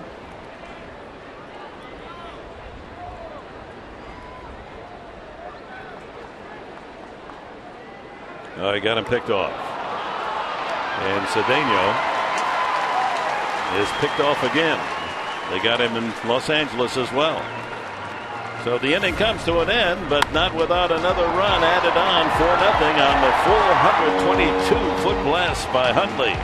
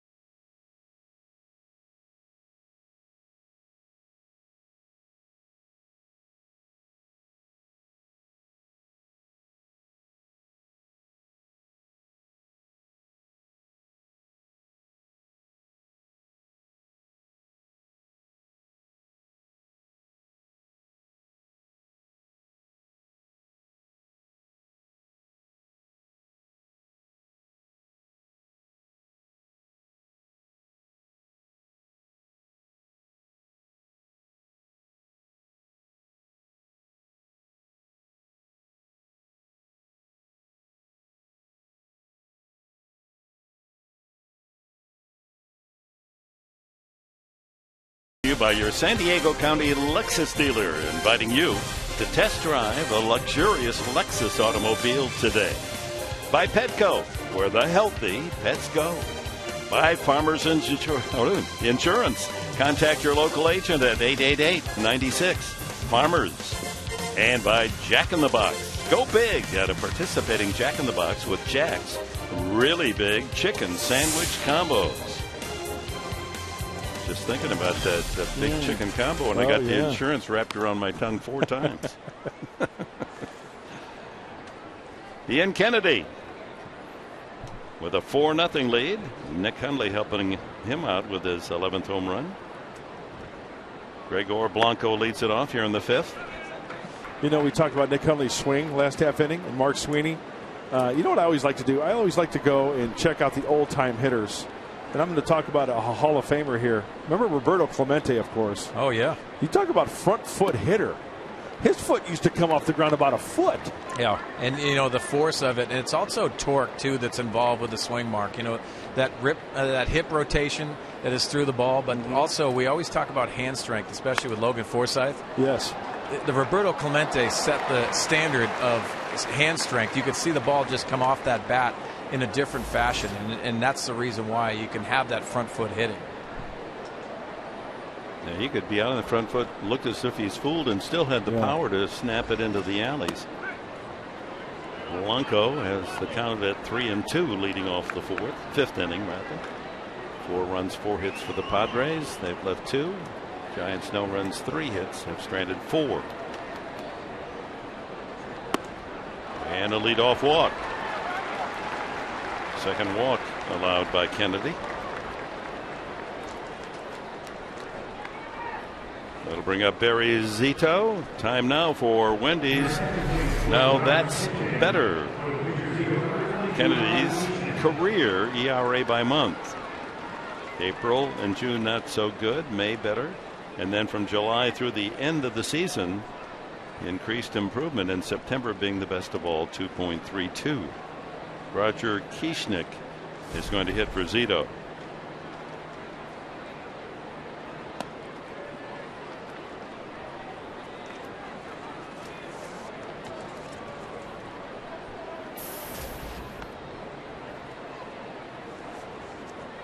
Kieschnick is hitless in his last 16 at bats, and 1 hit in his last 22 trips. Blanco with a walk at first base and a base hit, wouldn't you know it? Blanco will pull up at second base as Denorfia hustles to the ball, and here are the Giants with the first 2 men on in the 5th inning. Well, I have to tell you the truth. When Kieschnick came up to the plate and I saw 22 on his back, I said, yeah, those are some pretty big shoes to fill. Will Clark, of course, very popular. And then before that, Jack Clark wore number 22. Well, Kieschnick coming through with a base knock. And top of the order now for the Giants, Angel Pagan. He singled his last time.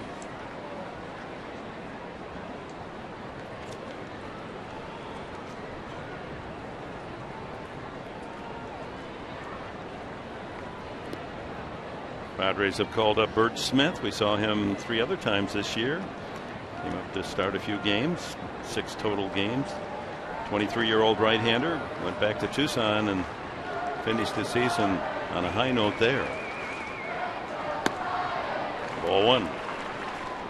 It's 5-1 at Tucson with a 3.39 ERA, and last Thursday, his last outing, went 7 shutout innings of 3-hit balls. So Darren Balsley has the hard-throwing right-hander Bert Smith back as a possibility. Probably get a start or 2 before the season comes to an end.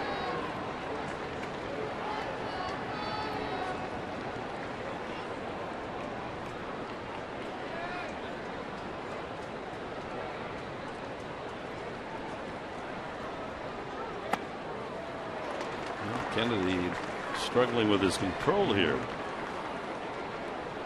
Throwing the breaking ball 1-0 to go 2-0.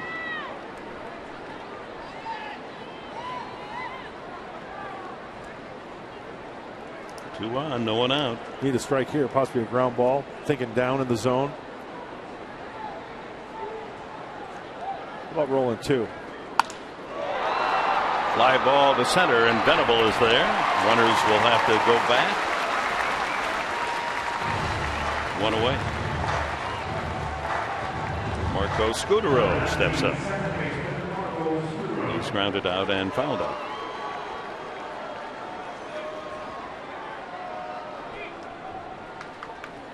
So Zito goes 4 innings, allows 4 runs, all earned, 4 hits, 3 walks. The walks hurt him, and 3 strikeouts.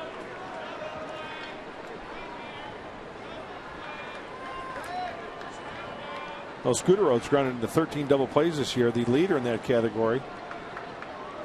Tied with, or no, I'm sorry, Sandoval with 15. He's tied with 13 with Buster Posey. Takes a strike.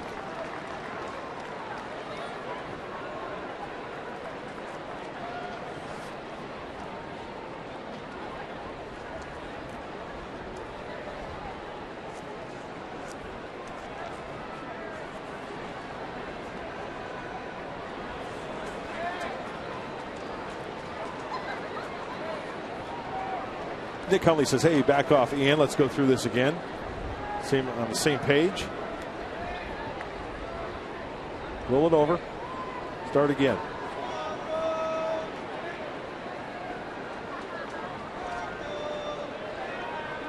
One strike the count. Ground ball. Shortstop Cedeno. There's one. Back to first base. Not in time. Ball wasn't hit that hard. Scutaro able to beat the relay, safe on the fielder's choice. I tell you what, and realizing that the ball wasn't hit that hard, Ronnie Cedeno, the flip throw. I tell you what, great flip throw, accurate, a little high, but right at the bill of Jed Jerko at second base. Scutaro knows that he's got to get on his horse and just beats it out by a half step. That was a nice turn by the Padres infield. Nothing they could do there. Blanco, like you said, Dick, wasn't hit hard enough. And Blanco over to third, and Scutaro at first with 2 outs to Brandon Belt. Belt has walked and fly to left.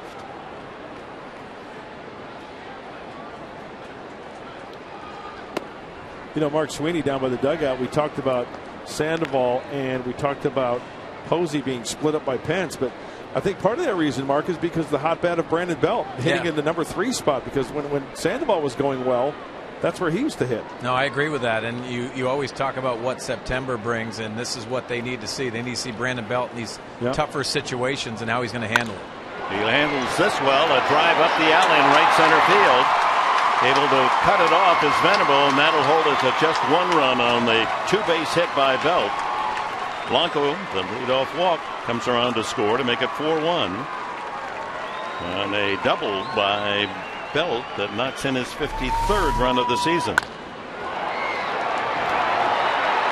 Well, the proof is right there. We just got done talking about it. And the outfielders and Mark Sweeney, one of the things is, you know what, just getting to that baseball quickly, getting it in, hold that runner at first base. Brandon Belt doesn't have, we're holding the runner at third base rather, preventing him to score. Ian Kennedy got to back up, got to go back up. Yeah, he's unhappy with that pitch he made to Belt. So 4-1, and Posey represents the tying run with runners at second and third and 2 outs. Scutaro around to third. Fast fielding by Venable. If that ball gets through to the warning path, the Giants get another run. That's a triple alley out there. Posey, single, and a strikeout.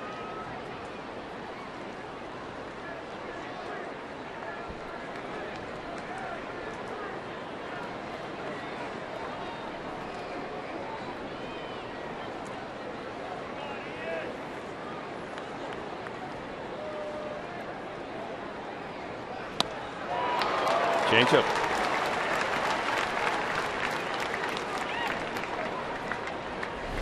Got to mix it up against Posey. Even though he misses with location down and in, brings him to his knees. Good movement. Good arm speed from Ian Kennedy.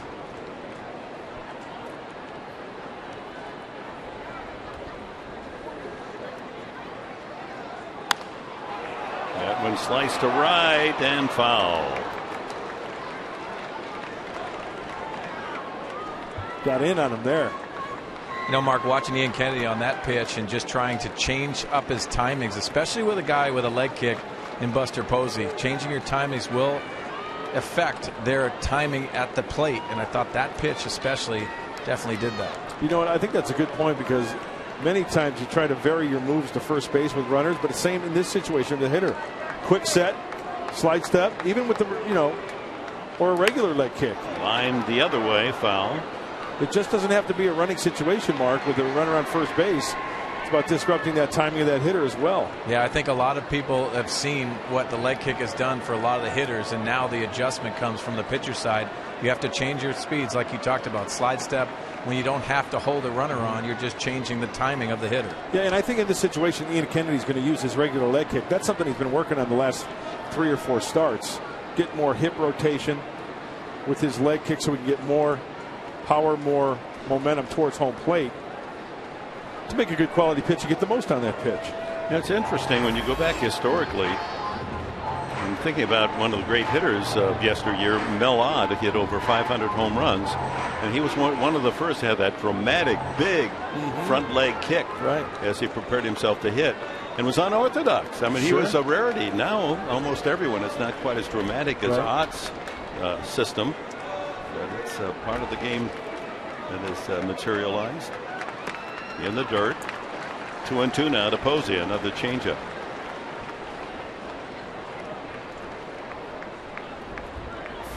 One of the ugliest practice swings on deck right there, Hunter Pence. Agreed. Unbelievable.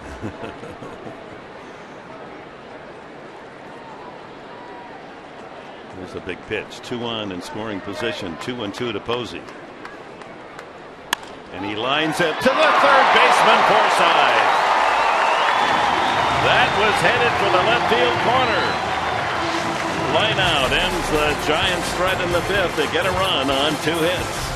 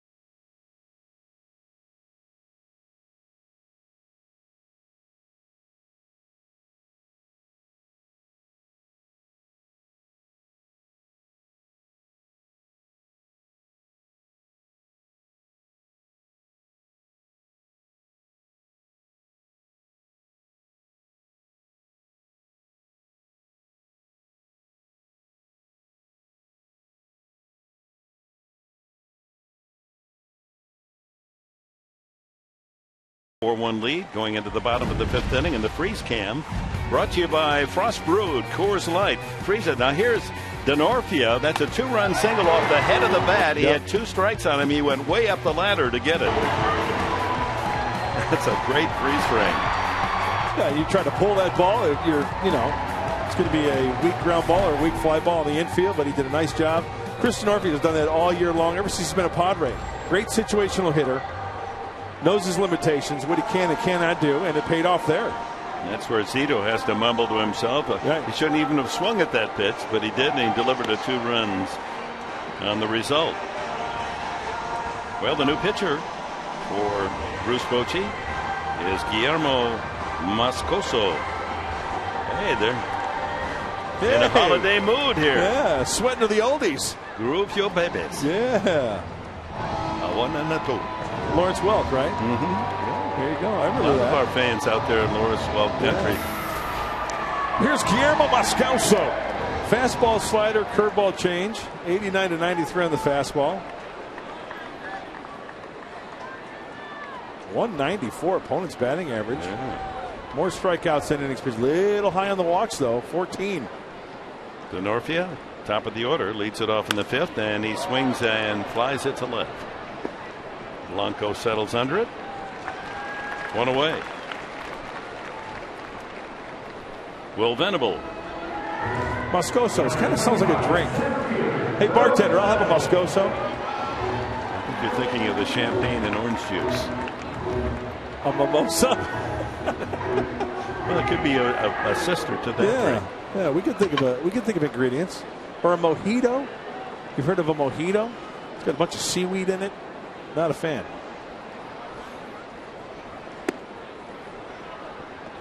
Sometimes, when that seaweed comes out, the mosquitoes get around it. So you get unlucky a mosquito mojito. I see where you're going. I don't know where I'm going. That was good. I like that. That whole mix, that would be something I would like to do. Go to, what do they call it, mixology or mix? Sure, yeah. To go to, to learn all the different kinds of drinks, just why they certain combinations. I'm not real big on the cocktail circuit, but it's kind of fun to. I like to, watch real good ones. They're flipping the bottles around and mixing and matching and. Hey, our good friend Keith at the Lexus Club down behind home plate. He's terrific. He's one of the best. He can mix a serious sarsaparilla. And the other part of being a good bartender or a good server is the fact they all have great memories. They remember customers and what their favorite drink is. You come in and say, same as last time, and they're amazing memory. I think Mark Sweeney would make a great bartender. He's good at telling stories and, getting a lot of information out of people. No, thanks. I appreciate that. Shift is on now for Venable. Sir Mix-a-Lot. There you go. 3-1, and he fouls it back. See that pitch there? Will Venable in the month of August swinging the bat extremely well with one defender on the left side. That had the perfect placement to where he could have driven that ball for a sure base hit. But it looked like he kind of had pull mode on that last pitch, Mark. Yeah, and you know what? He's so good when he hit that ball at the left center, and his body is in that perfect placement. He can pull the ball correctly, Mark. Sandoval playing in the shortstop position. And ball 4. Venable aboard, a 1-out walk. And that'll bring up Jed Jerko.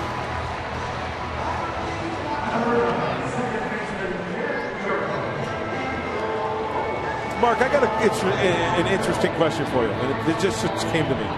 When you were hitting, maybe you were going through a slump, which was very rare, I would guess. Oh, yeah, no, I went through plenty of them. Would you ever take batting practice and not swing the bat just to watch pitches and see pitches come in, tracking the baseball? Yeah, it's funny you say that. Mike Gallego, one of my favorite teammates I've ever had, was not an accomplished hitter. He was an accomplished fielder, but he talked about a story that he had when he was in New York, and he went in the batting cages one day, and Don Mattingly was in the batting cages with 200 balls behind him, and he said he did not take one swing. He wanted to track the ball as far as he can. I think that is something that you definitely have to think about, and I did. I took that story and I actually tried it one time. 0 for 1 that night. So you would actually watch the ball all the way to you and then beyond? I mean, would you? Yeah, I tried to do that. I tried to track the ball all the way to the catcher's mitt because I wanted to see it as long as I could, and also back that ball up that I talk about all the time. But that's something that you have to do. You have to train your eyes, and sometimes they're set too far out in front. You see some awkward swings. Here's Jerko, and he pops it up. Shallow and right. Pence coming in. And there's 2 away. Mark, I remember I used to throw batting practice back in the late 90s. Oh, yeah, I loved it with your headband. Yeah, and I would, what the great thing for me was that hitters would say, hey, throw anything you want. Throw curveballs, sliders, changes, fastballs.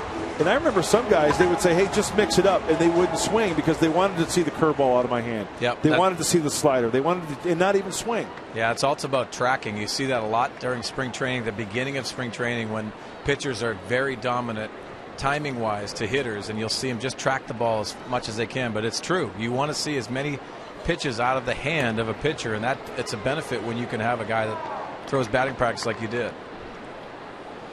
Venable there at first base, a threat to steal. He has 15, 2 outs. This would be the time with Guzman the hitter. 4-1 Padres, bottom of the 5th.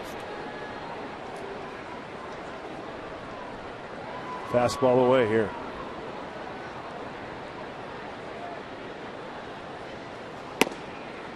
Batting practice, Mark has been pretty much the same through the years, the routine before a game.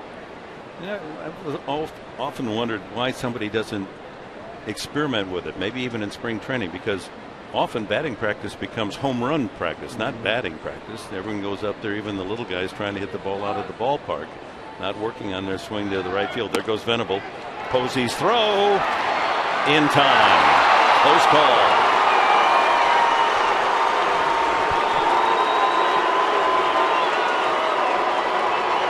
Part of Posey's game. He's a solid catcher as well.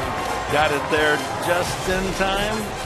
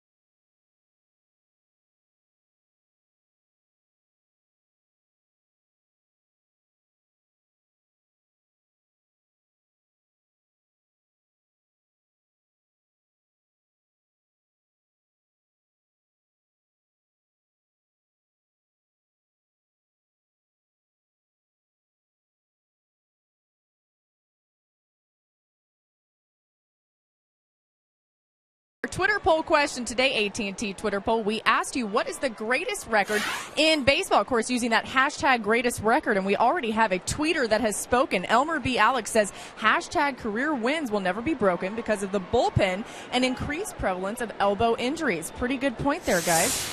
No, absolutely. I mean, that's, you think about the era before World War II where pitchers, it was an insult if they didn't complete the 9-inning game themselves. That really went all the way into the 60s, early 70s before the bullpen and middle reliever, holder, 8th-inning reliever, closer became so prominent on every team as it is now. As Pence now with a strike count 2 on him, he is struck out and fouled out. Even if a pitcher for 20 years stayed healthy and made 33 starts a year, there's no way he's going to win 511 games.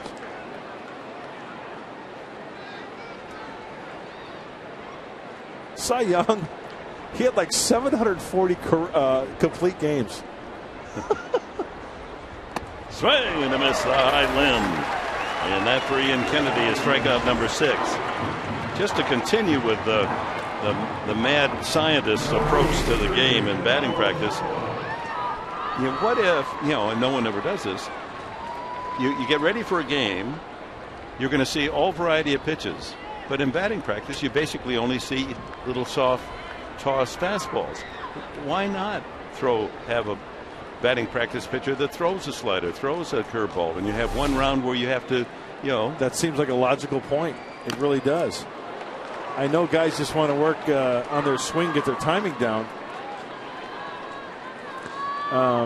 One of the reasons is that the hitters maybe won't hit that guy very well. And now they're no, I can't even I'm not even ready for the game. That's one of the excuses. That's a good point. That's a good point too. And another thing is the intensity level. Batting practice, the intensity level of stepping into the batter's box during a game against an Ian Kennedy right now isn't going to be the same, as in batting practice. And you're right, it might mess a guy up even more. So there's good reason not to. But, I wonder why someone hasn't experimented with the idea. Because it's probably a bad one, right? 2 strikes now on Sandoval, and he fouls it away. Big carom off the facing of the second deck and goes all the way down to the first row, hits the backstop screen. When you're in the first row behind the screen, you don't expect to get a foul ball. That gentleman did.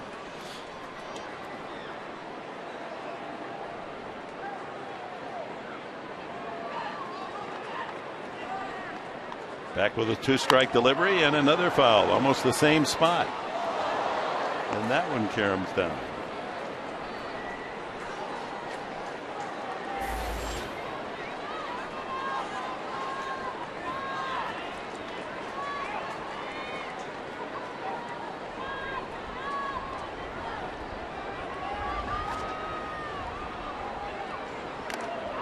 Another foul. That would have been ball 1, but as we know, Pablo is a free swinger. Yep. There is no bad pitch in his mind. He can hit them all. He's the Will Rogers of baseball, right? Never seen a pitch he never liked. Didn't like. Never has.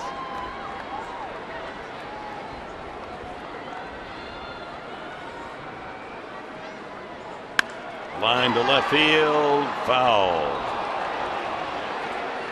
The ball girl down there in the left field corner been mighty busy. Jackie.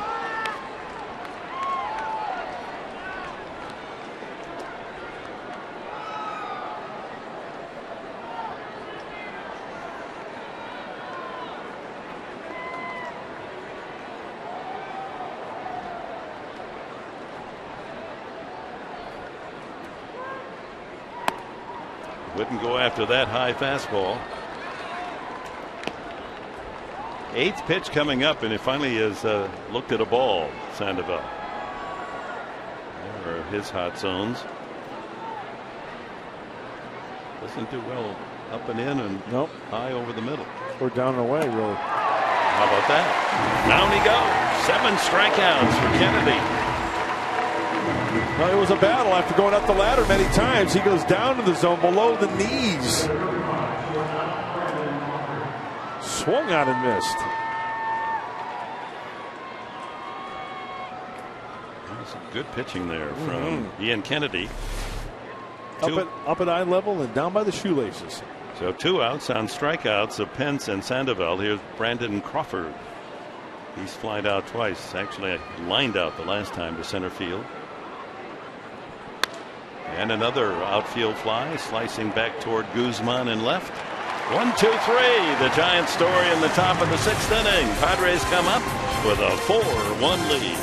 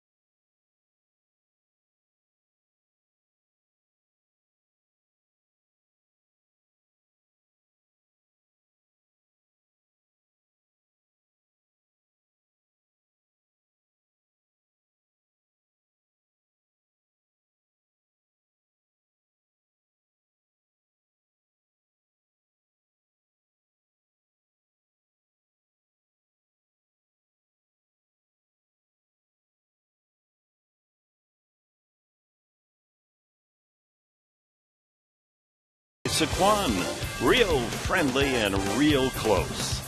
And by the Aramco Group, purchase, refinance, reverse.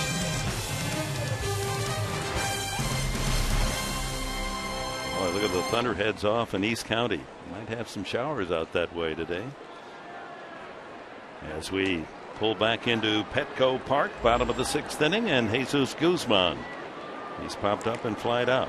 Guzman, Blanks, and Forsythe, the middle 3, and Bud Black's lineup against Moscoso here in the 6th.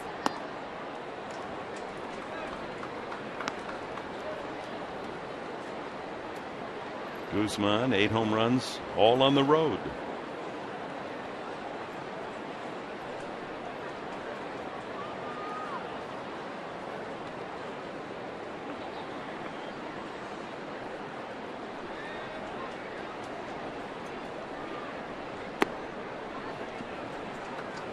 Two and 0.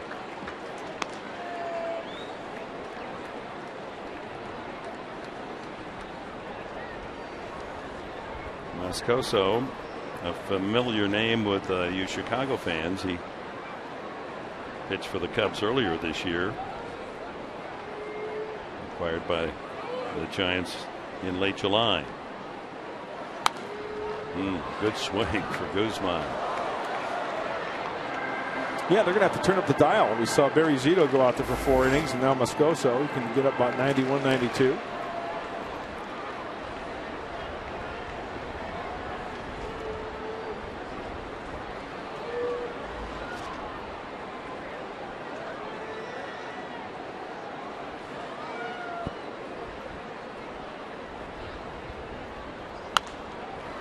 High pop up that'll sail back into the crowd. A lot of souvenirs today. Plethora of foul balls. Good catch made.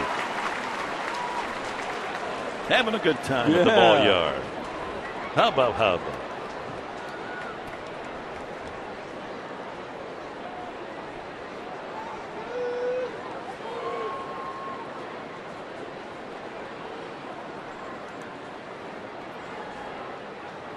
Got him.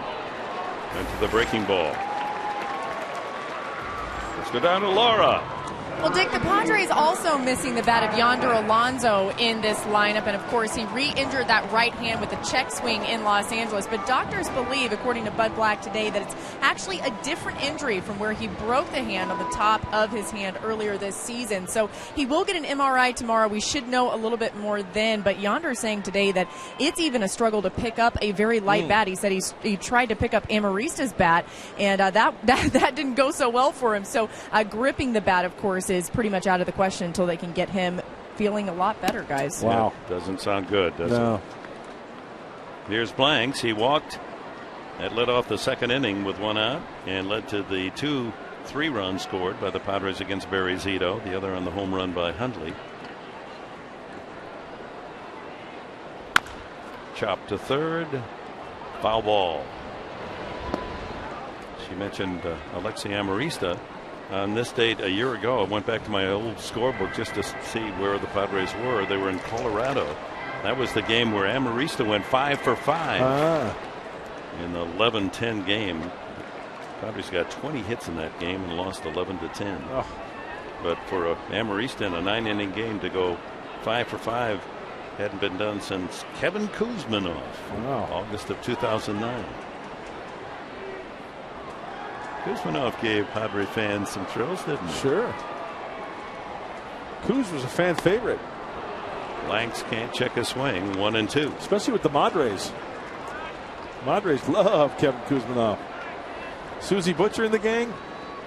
Forget about it. Madres love you too. A good group. Great group. Do a lot for youth baseball here in San Diego.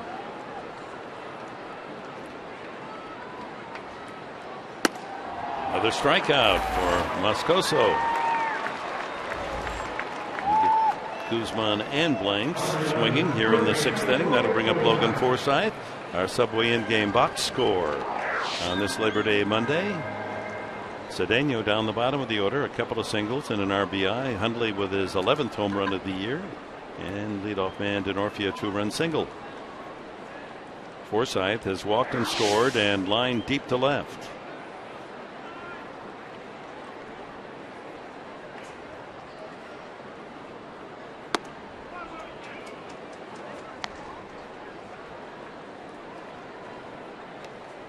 Hope you folks had a chance to be with us early for Padres Live, the pregame show. Laura interviewing new catcher Chris Robinson coming up from Tucson. High fly ball, right center.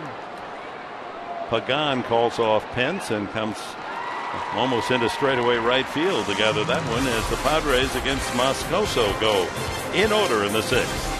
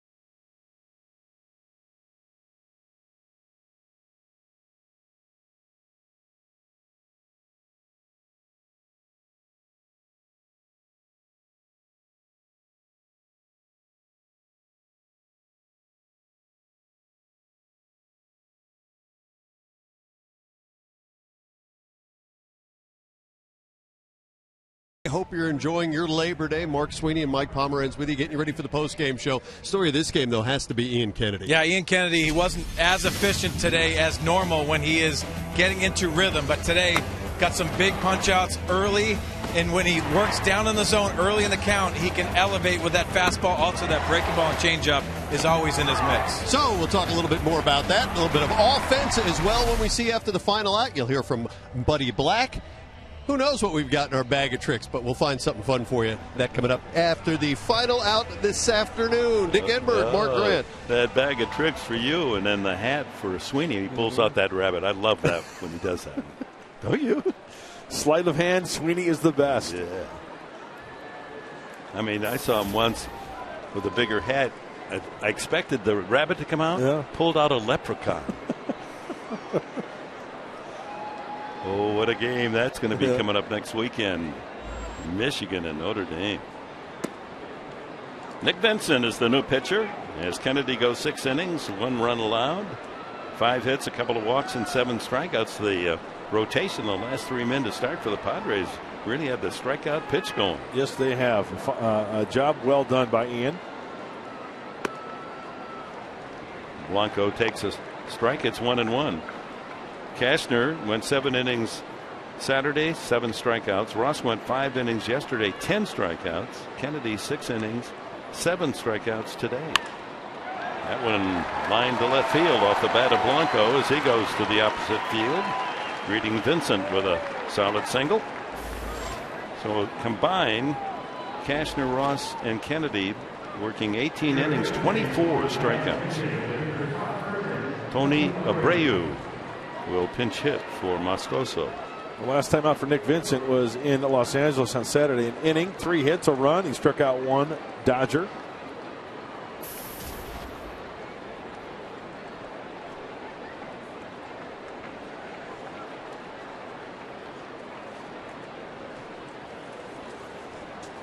Abreu, free swinger from the left side.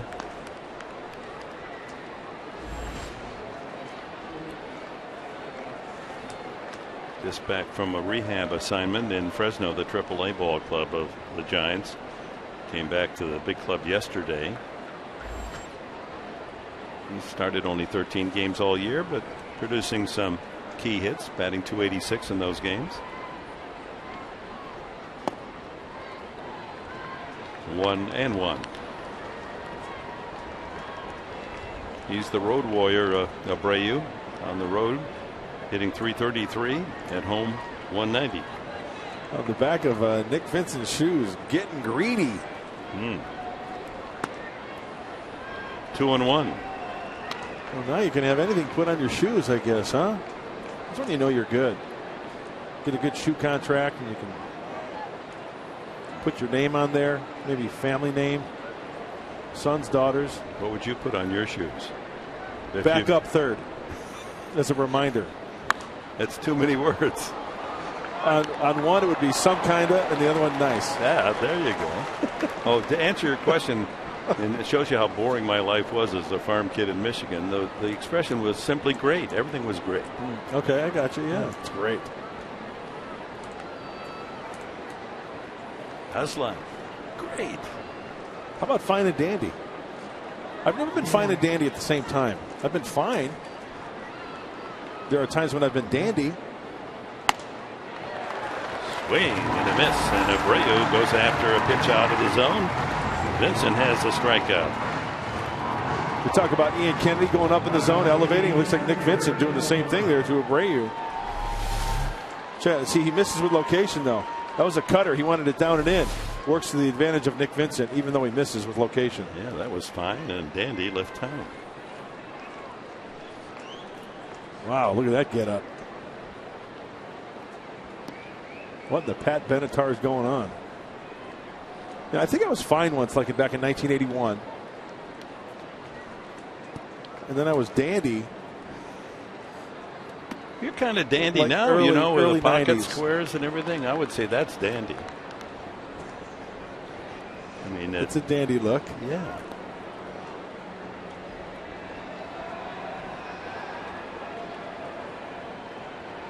And it all ties together because if you're fine, you're great. Angel Pagan fouls it back. A single and 3 at-bats for Pagan. That hamstring must have been a bad one to have had to have surgery. Missed 82 games. Acquired from the Mets for Andres Torres and Ramon Ramirez 2 years ago.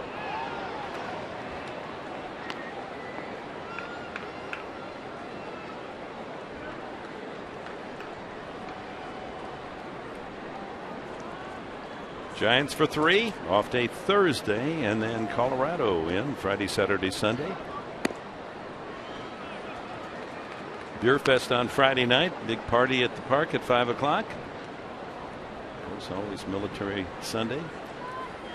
And then after this homestand, only one more to close out the year. Dodgers will be in for 3, and Arizona for 4 games from the 20th through the 26th. Swing and a miss at a changeup. Oh, Nick Vincent breaking out the cambio there. Sinker, or I'm sorry, fastball, cutter, now the changeup to the left-handed hitting. Pagan. That's a good pitch.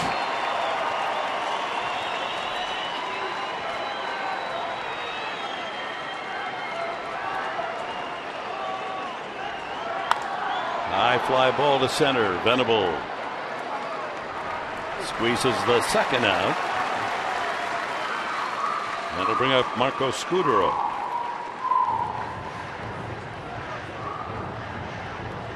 This copyrighted telecast is presented by authority of the San Diego Padres and may not be reproduced or retransmitted in any form. And the accounts and descriptions of this game may not be disseminated without the express written consent of the San Diego Padres. That man can make it sing, can't he, folks? One and only. Mark Grant, Joliet, Illinois. Have you ever been to Joliet? I never have. talked a lot about athletes from Joliet, especially in basketball, with all those kids used to go down to the University of Illinois. Yeah. Hey, the most famous basketball player probably is George Mikan, Mr. Right. 99, Minneapolis Lakers. The first really big, tall man, 7-footer to succeed. Scudero, 0 for 3. Grounded to short, fouled to right, and grounded into a fielder's choice the last time. The only run Kennedy allowed, he walked the leadoff man, and that cost him. Blanco singles by the pinch hitter Oishnik, and the double by Brandon Belt knocked in the run. Late swing foul. Gives us a chance to talk about our Sequan Casino Daycation. Stat of the game. National League, the fewest strikeouts by batters this season. The Giants strike out the least, yet they've been punched out 8 times today. Cardinals, then the Dodgers. 951. If you're curious. Oh, cuteness. The Padres have struck out 1,076 times, so they're down the lower half. Just make sure that young child's in a protected area, fans. Yeah.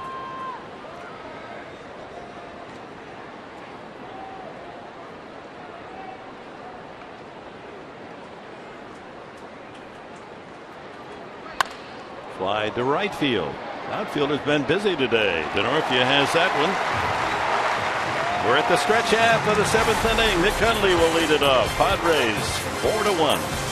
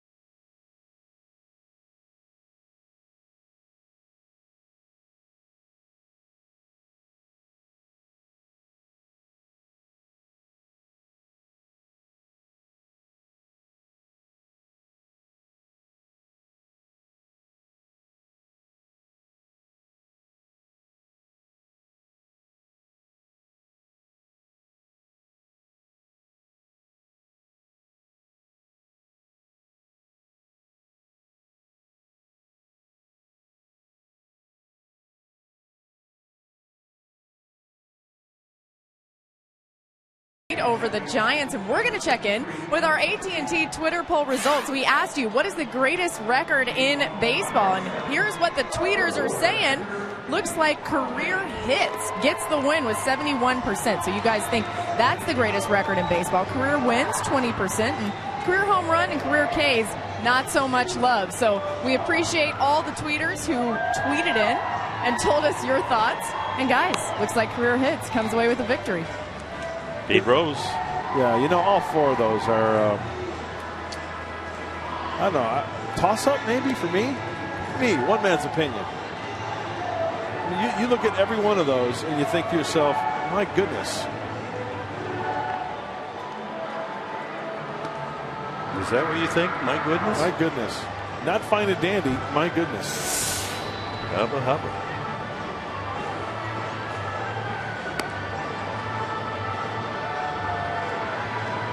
Another terrible day in San Diego. Oh, boy. Isn't it? Yeah. How can people live here?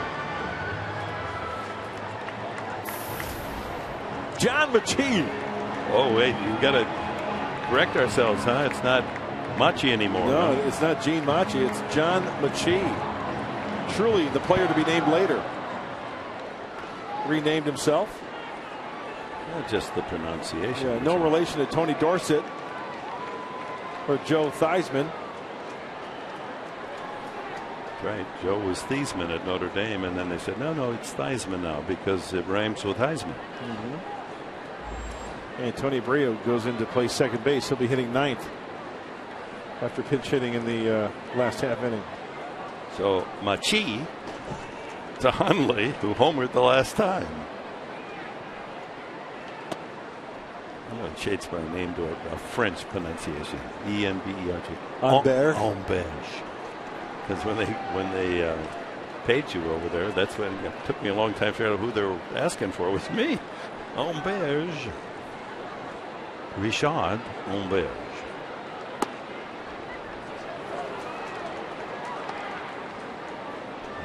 My next life, I'll be a hockey player. I'll play for the Canadiens.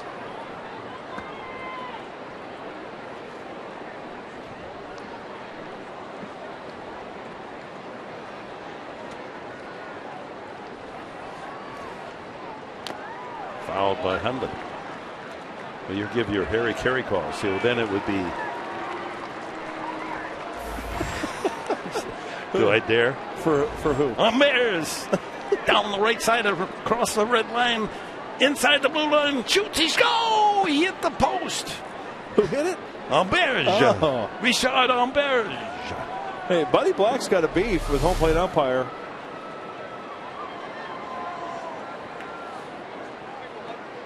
Swing and a miss, and I think he's claiming that he foul tipped it on the split finger fastball. Doesn't look like it, does it? No, it doesn't.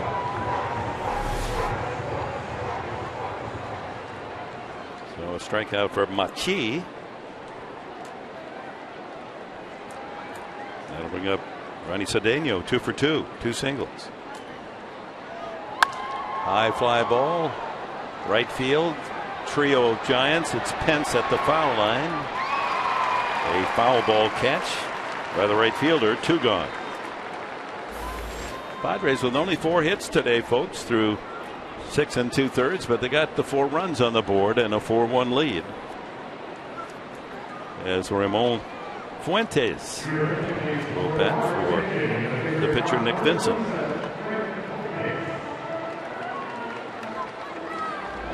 Fuentes, his first big league hit and first run and first stolen base yesterday.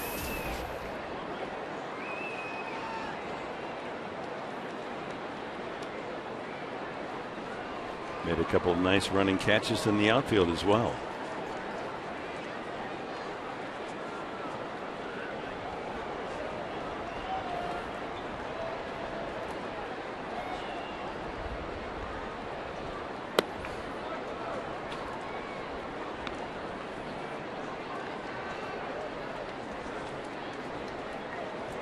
Vincent, an inning, no runs, 1 hit, and a strikeout. Oh, good split finger fastball right there by Machi. Everybody loves Raymond, but Raymond doesn't like that split finger. No, not many hitters do.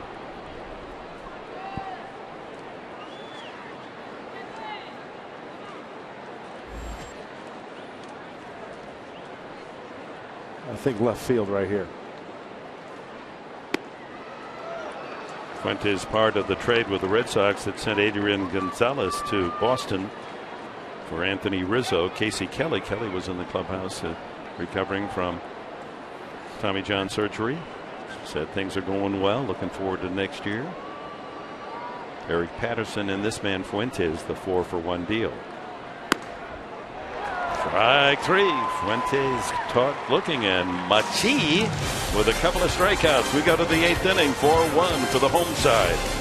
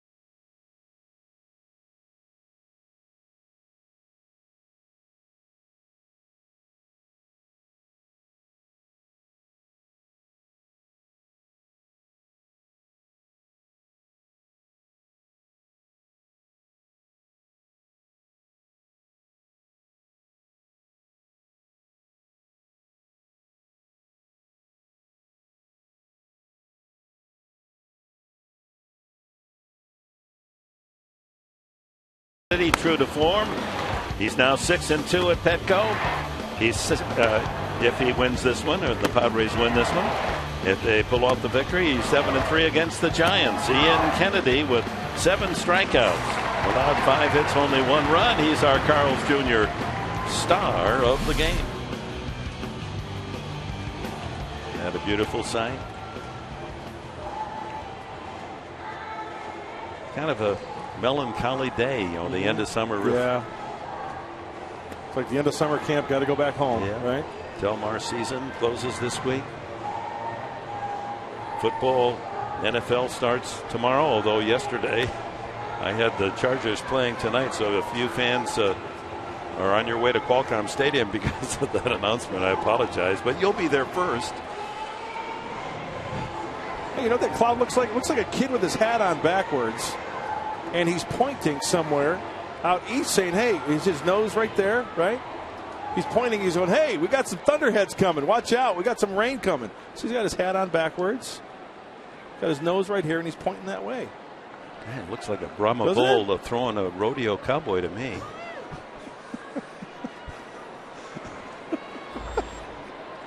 Well, Tommy Lane is in my ears and in my eyes, and he's on the mound right now. Facing Brandon Belt. First time Lane's pitched since the call up here in September. Was up with the club earlier this season in 9 games. And there are his numbers. 4-1 Padres, top of the 8th. Belt knocked in. The Giants run in the 5th inning with the double to right center field. He also has a walk. Hey, big inning right here for Tommy Lane, right? Leading by 3, heart of the order, and starting off with Belt, who's swinging the hot bat lately for the Gigantes. Belt and Posey and Pence, and if anyone gets on, Sandoval.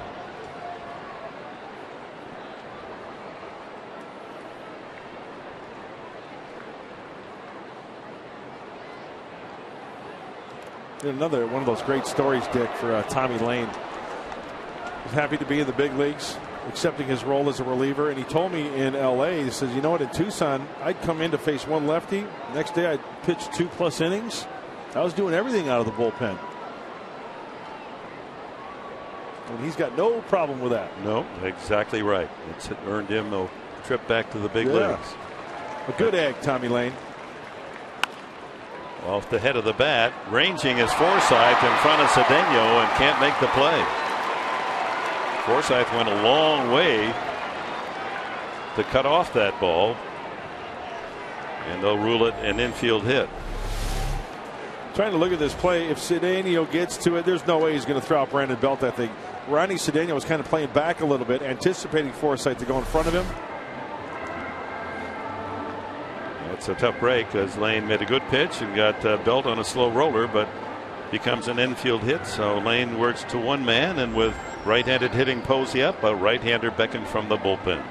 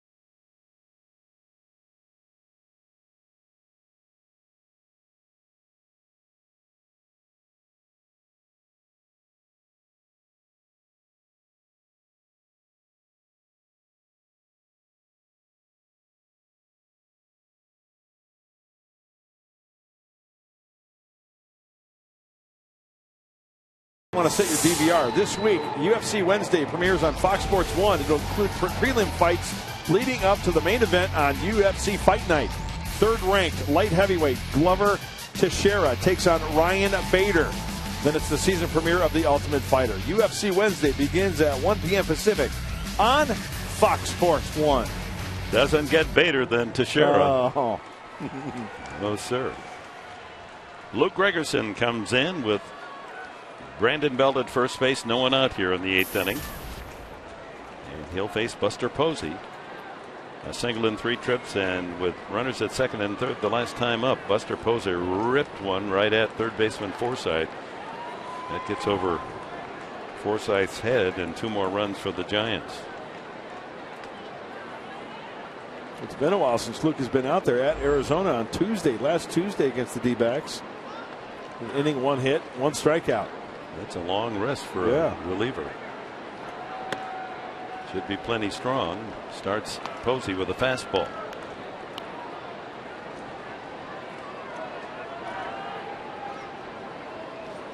Mentioned it earlier. It's worth mentioning again. Buster Posey leading, or second place in the ground ball double play category with 13.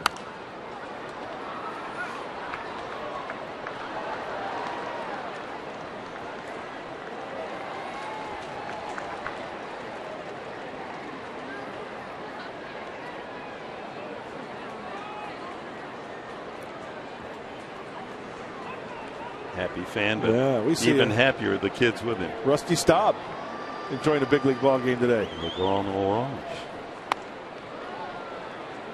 2-1 to Posey. Hunter Pence next.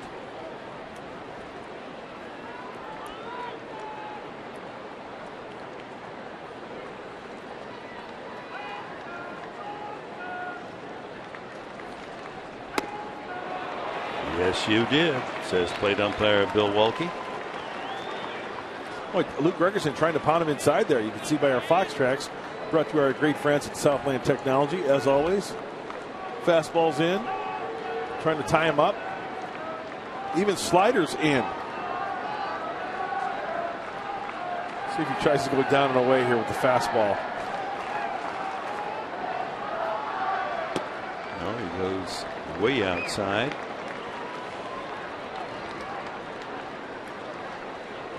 So full count Posey. Potential tying run is on deck. Sandoval, or Pence rather. Sandoval in the hole. Both of them eager to get up there. Sandoval now back into the batter's box as Posey swings and misses. Big strikeout for Gregerson. Luke Gregerson breaking out the slider.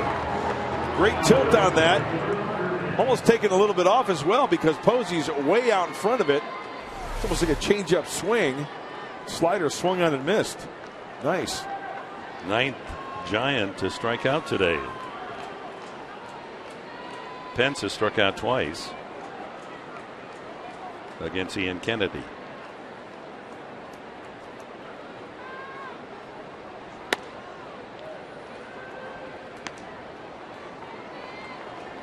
He's such an unusual player, Pence, and a good one.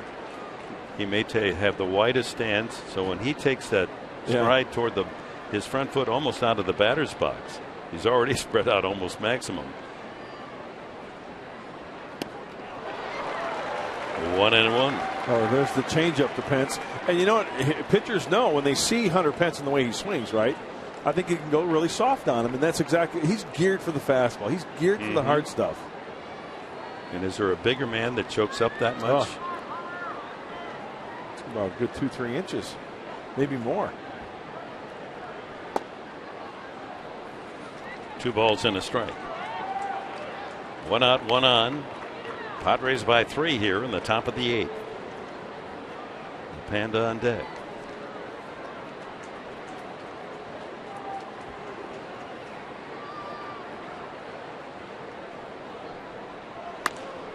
Way out in front.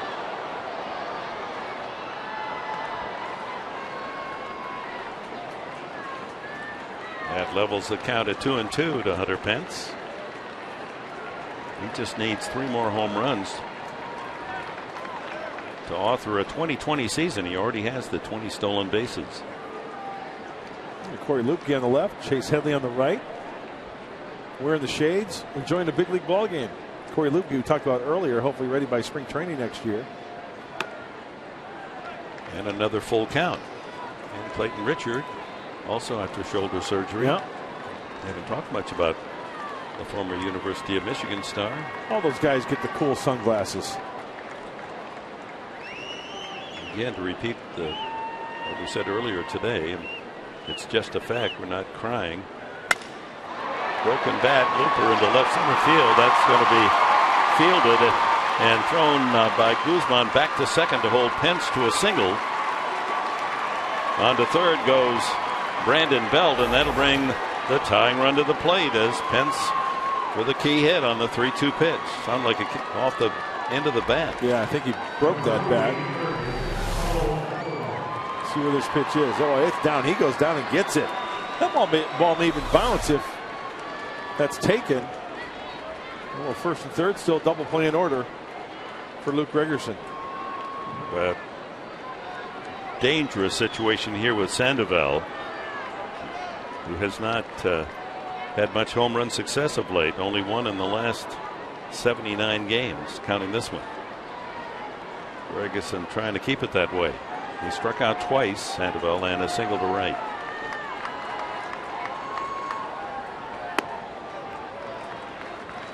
Fastball misses. Houston Street.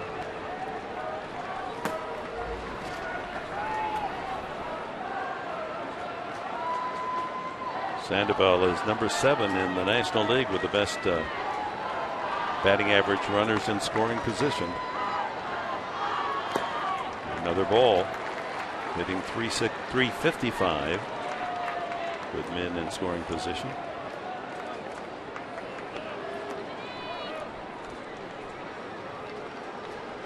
Gregerson falls behind 2-0. You know, it's important for Luke Gregerson to get an out here. Any kind of an out, because whatever happens after that, you know, we could see with 2 outs, you know, Houston Street get a 4-out save, right? We've seen that once before. Right. But a double play ball would be nice here. 2-1.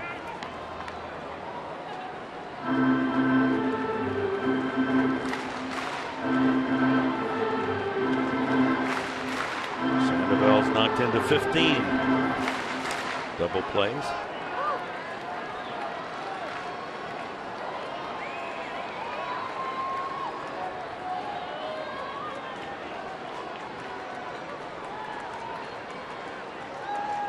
First and third for the Giants. 1 out here in the 8th. Hung on a miss. Might have been ball 3. High changeup. Okay, anything above the belt buckle or the bill of the cap to Sandoval, he's going to take a hack at it.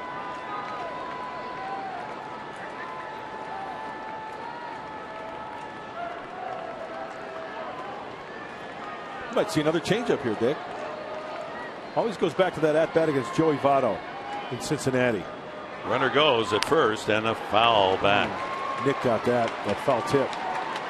He was coming up out of the crouch, anticipating catching that ball and throwing, and that foul tip got Nick Hundley. It looked like it might have got him in the throwing hand or forearm. That's the ball off the bat. Oh, off the left elbow, looks like.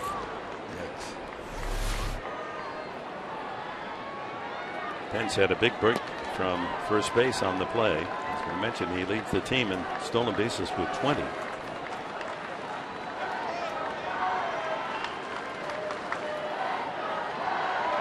And Logan Forsythe playing way off the bag at third base. No chance for a time pickoff play from Luke Gregerson. We've seen that before as well. Runner goes. No throw. Steal number 21 for Hunter Pence. So with the count full to Sandoval, 2 men in scoring position here in this 4-1 Padre lead in jeopardy.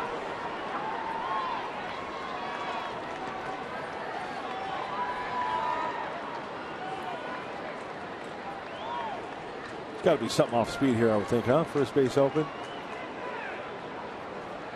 Lucas Schoen will throw that changeup, slider anytime. Brandon Crawford on deck. Belt at third. Pence at second. And the 3-2 pitch coming up.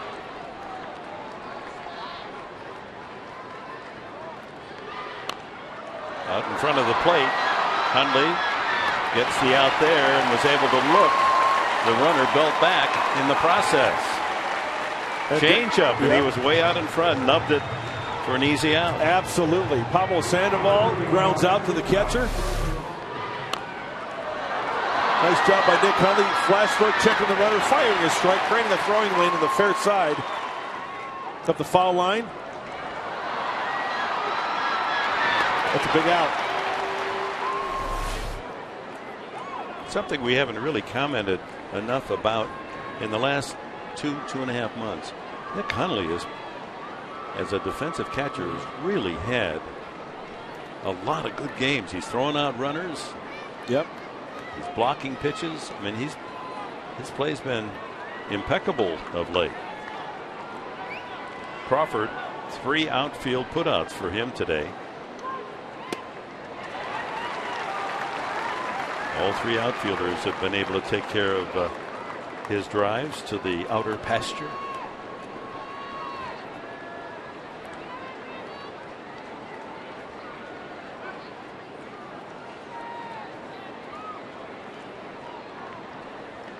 Gregerson has taken care of him pretty effectively in the past confrontations. 3 times striking him out. Hundley going to go out and visit with his pitcher. Give us a chance to remind you that the other 2 games of this Giants series, the last visit by San Francisco at Petco tomorrow night, 6:30 for Fox Sports San Diego. Robbie Erlin against Madison Bumgarner, and we'll be on the air Wednesday afternoon at 3 o'clock. Eric Stoltz scheduled against Tim Lincecum. Erlin with a nice performance in Arizona to pick up his 2nd major league win last road trip. 22-year-old lefty.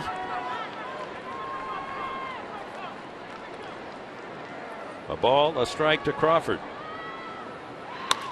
Back to the mound. Gregerson takes care of business, gets Sandoval and Crawford, neither man able to get the ball by the mound.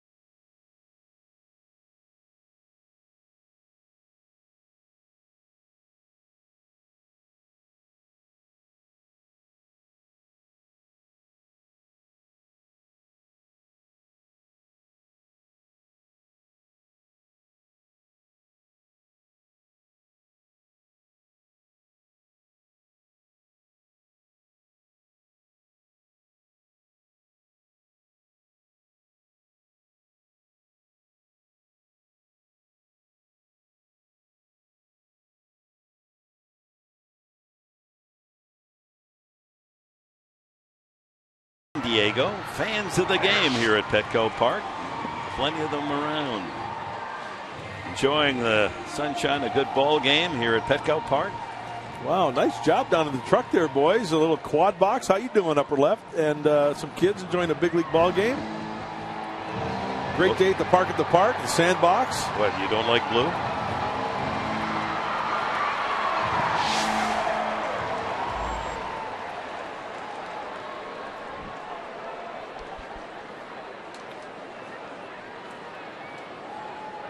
Fans comprising 25,430 here on our Labor Day special. Denorfia, 2-run single to keep low back in the second inning off starter Barry Zito. He's grounded out and flied out. Denorfia, Venable, and Jerko against Gene Machi. Or John Machi.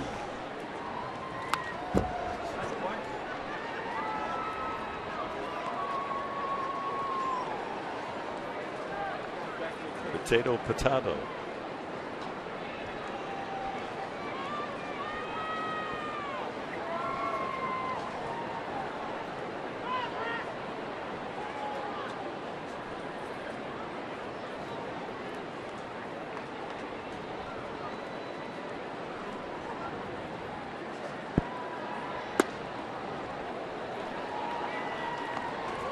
A ball, 2 strikes to Denorfia. Be nice to get some insurance. You bet. This bottom of the half, the 8th inning. And what a better way than to start at the top of the order.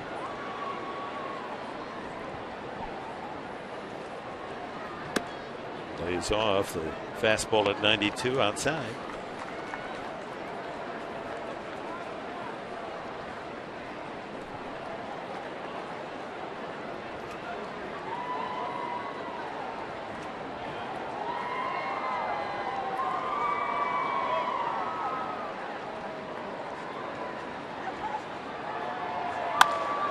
Shot up the middle. What a stop by Scudero. Robs Denorfia of a base hit. No, that's Abreu. He went in for Scudero. Terrific play by Abreu. Yeah, well, Abreu knows that they trail only by 3. They have to eliminate base runners. So infielders, outfielders alike, especially the infielders, laying out on those hard hit ground balls to the right or left. Trying to prevent the Padres from getting any base runners late here in the 8th. Denying Denorfia his second hit. Here's Will Venable. He has walked, thrown out, trying to steal. Struck out and flied to center.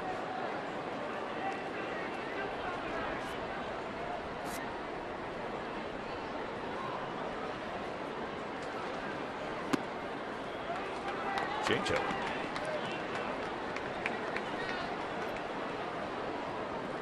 Or a split finger. Serving the same purpose.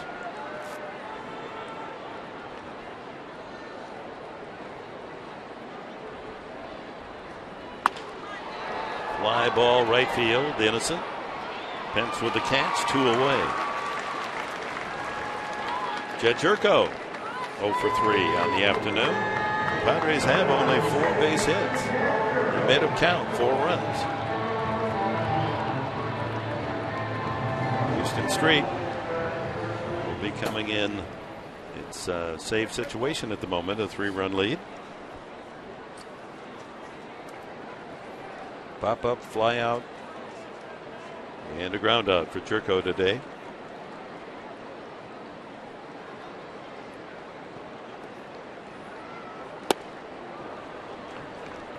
Slider. Yep. Everything moves out of the hand, huh? Of Machi. He's got that splitty, that sinker, two-seam action, plus that slider going down and away to righties. He's been up and down Fresno to San Francisco like a ping pong, and I wonder why he didn't stay. He's got good stuff.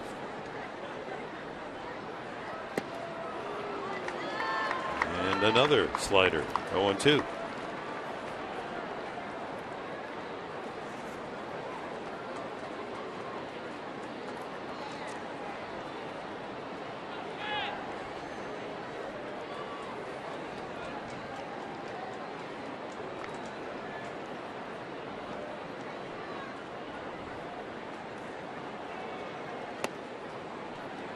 Tries it again.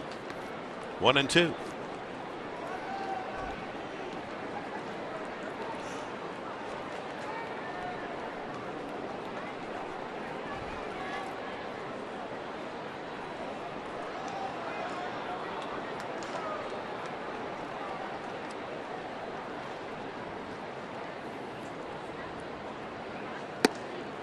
And then he tries to sneak the fastball on the outside corner.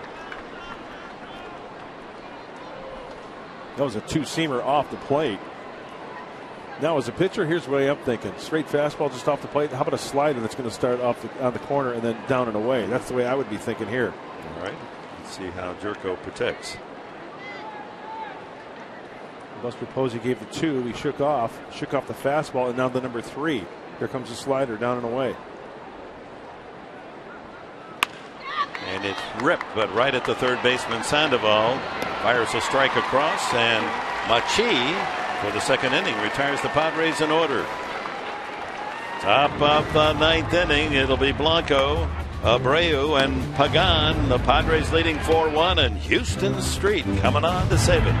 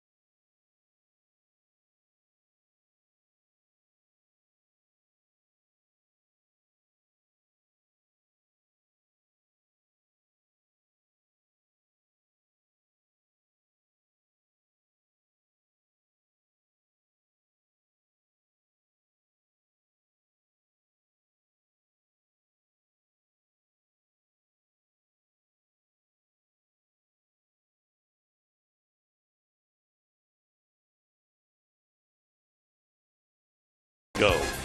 And by your San Diego County Lexus dealer, inviting you to test drive a luxurious Lexus automobile today.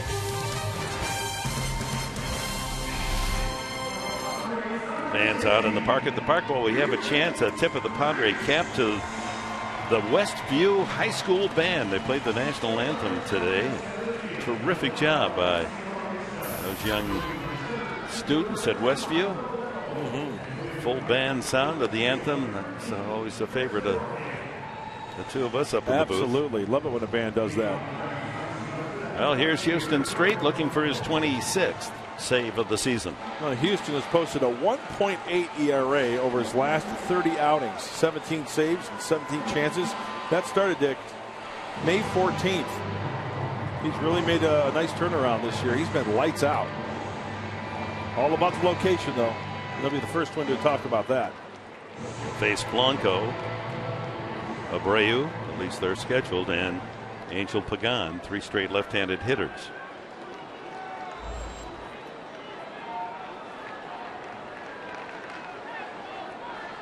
With the aid of 3 walks, the Padres scored 3 runs in the second inning off starter Barry Zito, and then the home run by Nick Hundley in the 4th. They have not delivered a hit since. Boy, a running swing from Blanco. He likes to do that. He has a walk and a single today.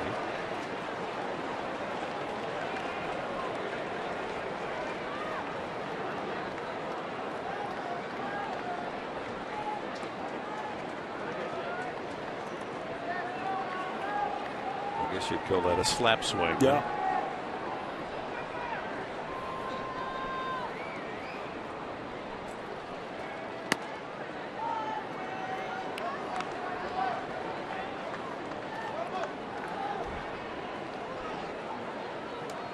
Kind of day you wish it was a doubleheader, you know? It's so nice. Boy, I remember those days. Labor Day often was a doubleheader. As a kid, loved it. 2 for 1. You knew that's when Dad take you to the game, right? Looking for the bargain.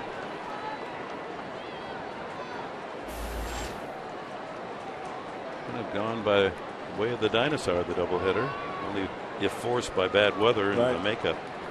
Then they usually go day-night, so it's really two different admissions. 1-2 to Blanco.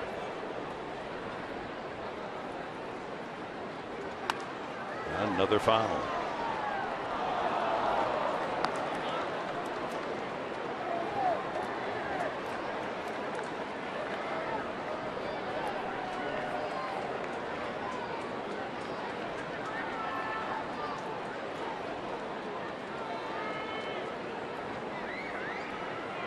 Texas Longhorn, Houston Street trying to rope Blanco here, tie him up. Another foul. You know, even though that ball was fouled off out of play, no damage, I think Houston's a little upset with himself because where Nick Hundley was set up and where that ball ended up. And even though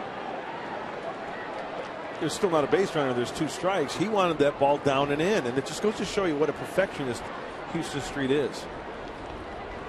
Nick was set up down and in that last pitch. Too fat of a pitch. No, Street does not want to be wild in the strike zone. He wants that ball to be on the paint. It looks like Nick Hundley giving the changeup sign, shook off, fastball shook off, slider. Number 3.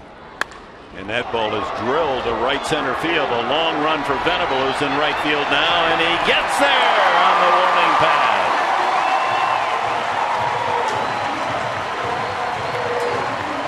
Outfield change, and it may have paid off, and then Venable perhaps a half step faster than DeNorfia. DeNorfia's over and left now, and Amrist in center. Got under it just a little bit too much, and you see Will Venable, he was sprinting back. Then he's got to battle the sun. He's got the shades on and watches it right into his glove.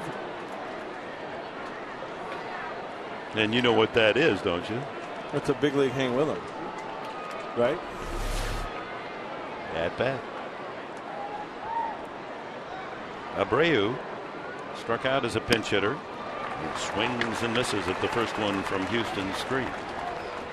Stayed in the game, hitting 9th.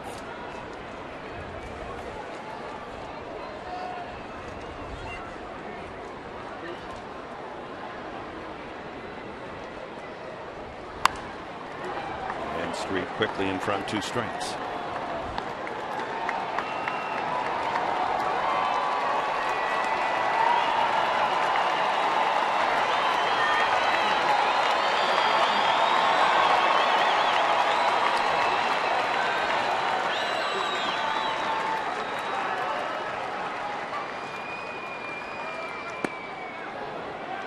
One and 2.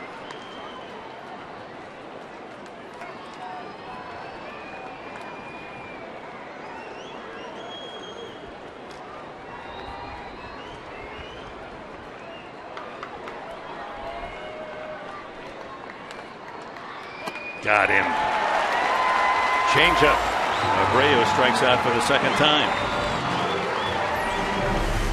And tomorrow, hope you'll be with us. Robbie Erlin, the young 22-year-old lefty from Northern California, grew up in the Bay Area against Madison Bumgarner. Bumgarner, many feel the best of the rotation for the Giants. He's 11-9 this year. Always tough. 6:30, our broadcast time here on Fox Sports San Diego. Robbie Erlin doing his pre-work study, checking out the Giants today. We'll be live on our post-game show, so stay with us. Mike and Mark will have the highlights, all the action, instructional, and a visit with Robbie Erlin. Angel Pagan struck out single, fly ball to center field.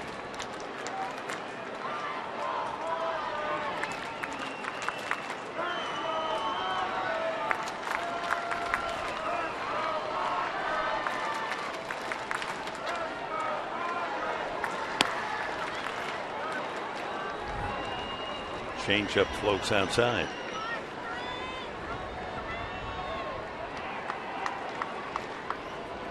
A little side note, Hundley's home run today is the 122nd of the year by the Padres. That's more than the entire season a year ago. And the Giants are down to their final strike. 1-2 on Pagan.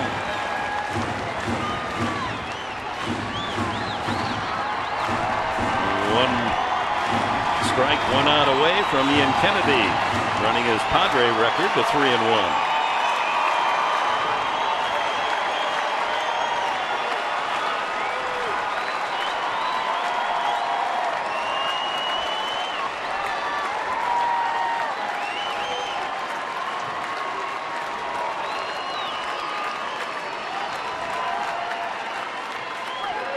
Ground ball to second. Jerko there to Blanks, and the ball game is over.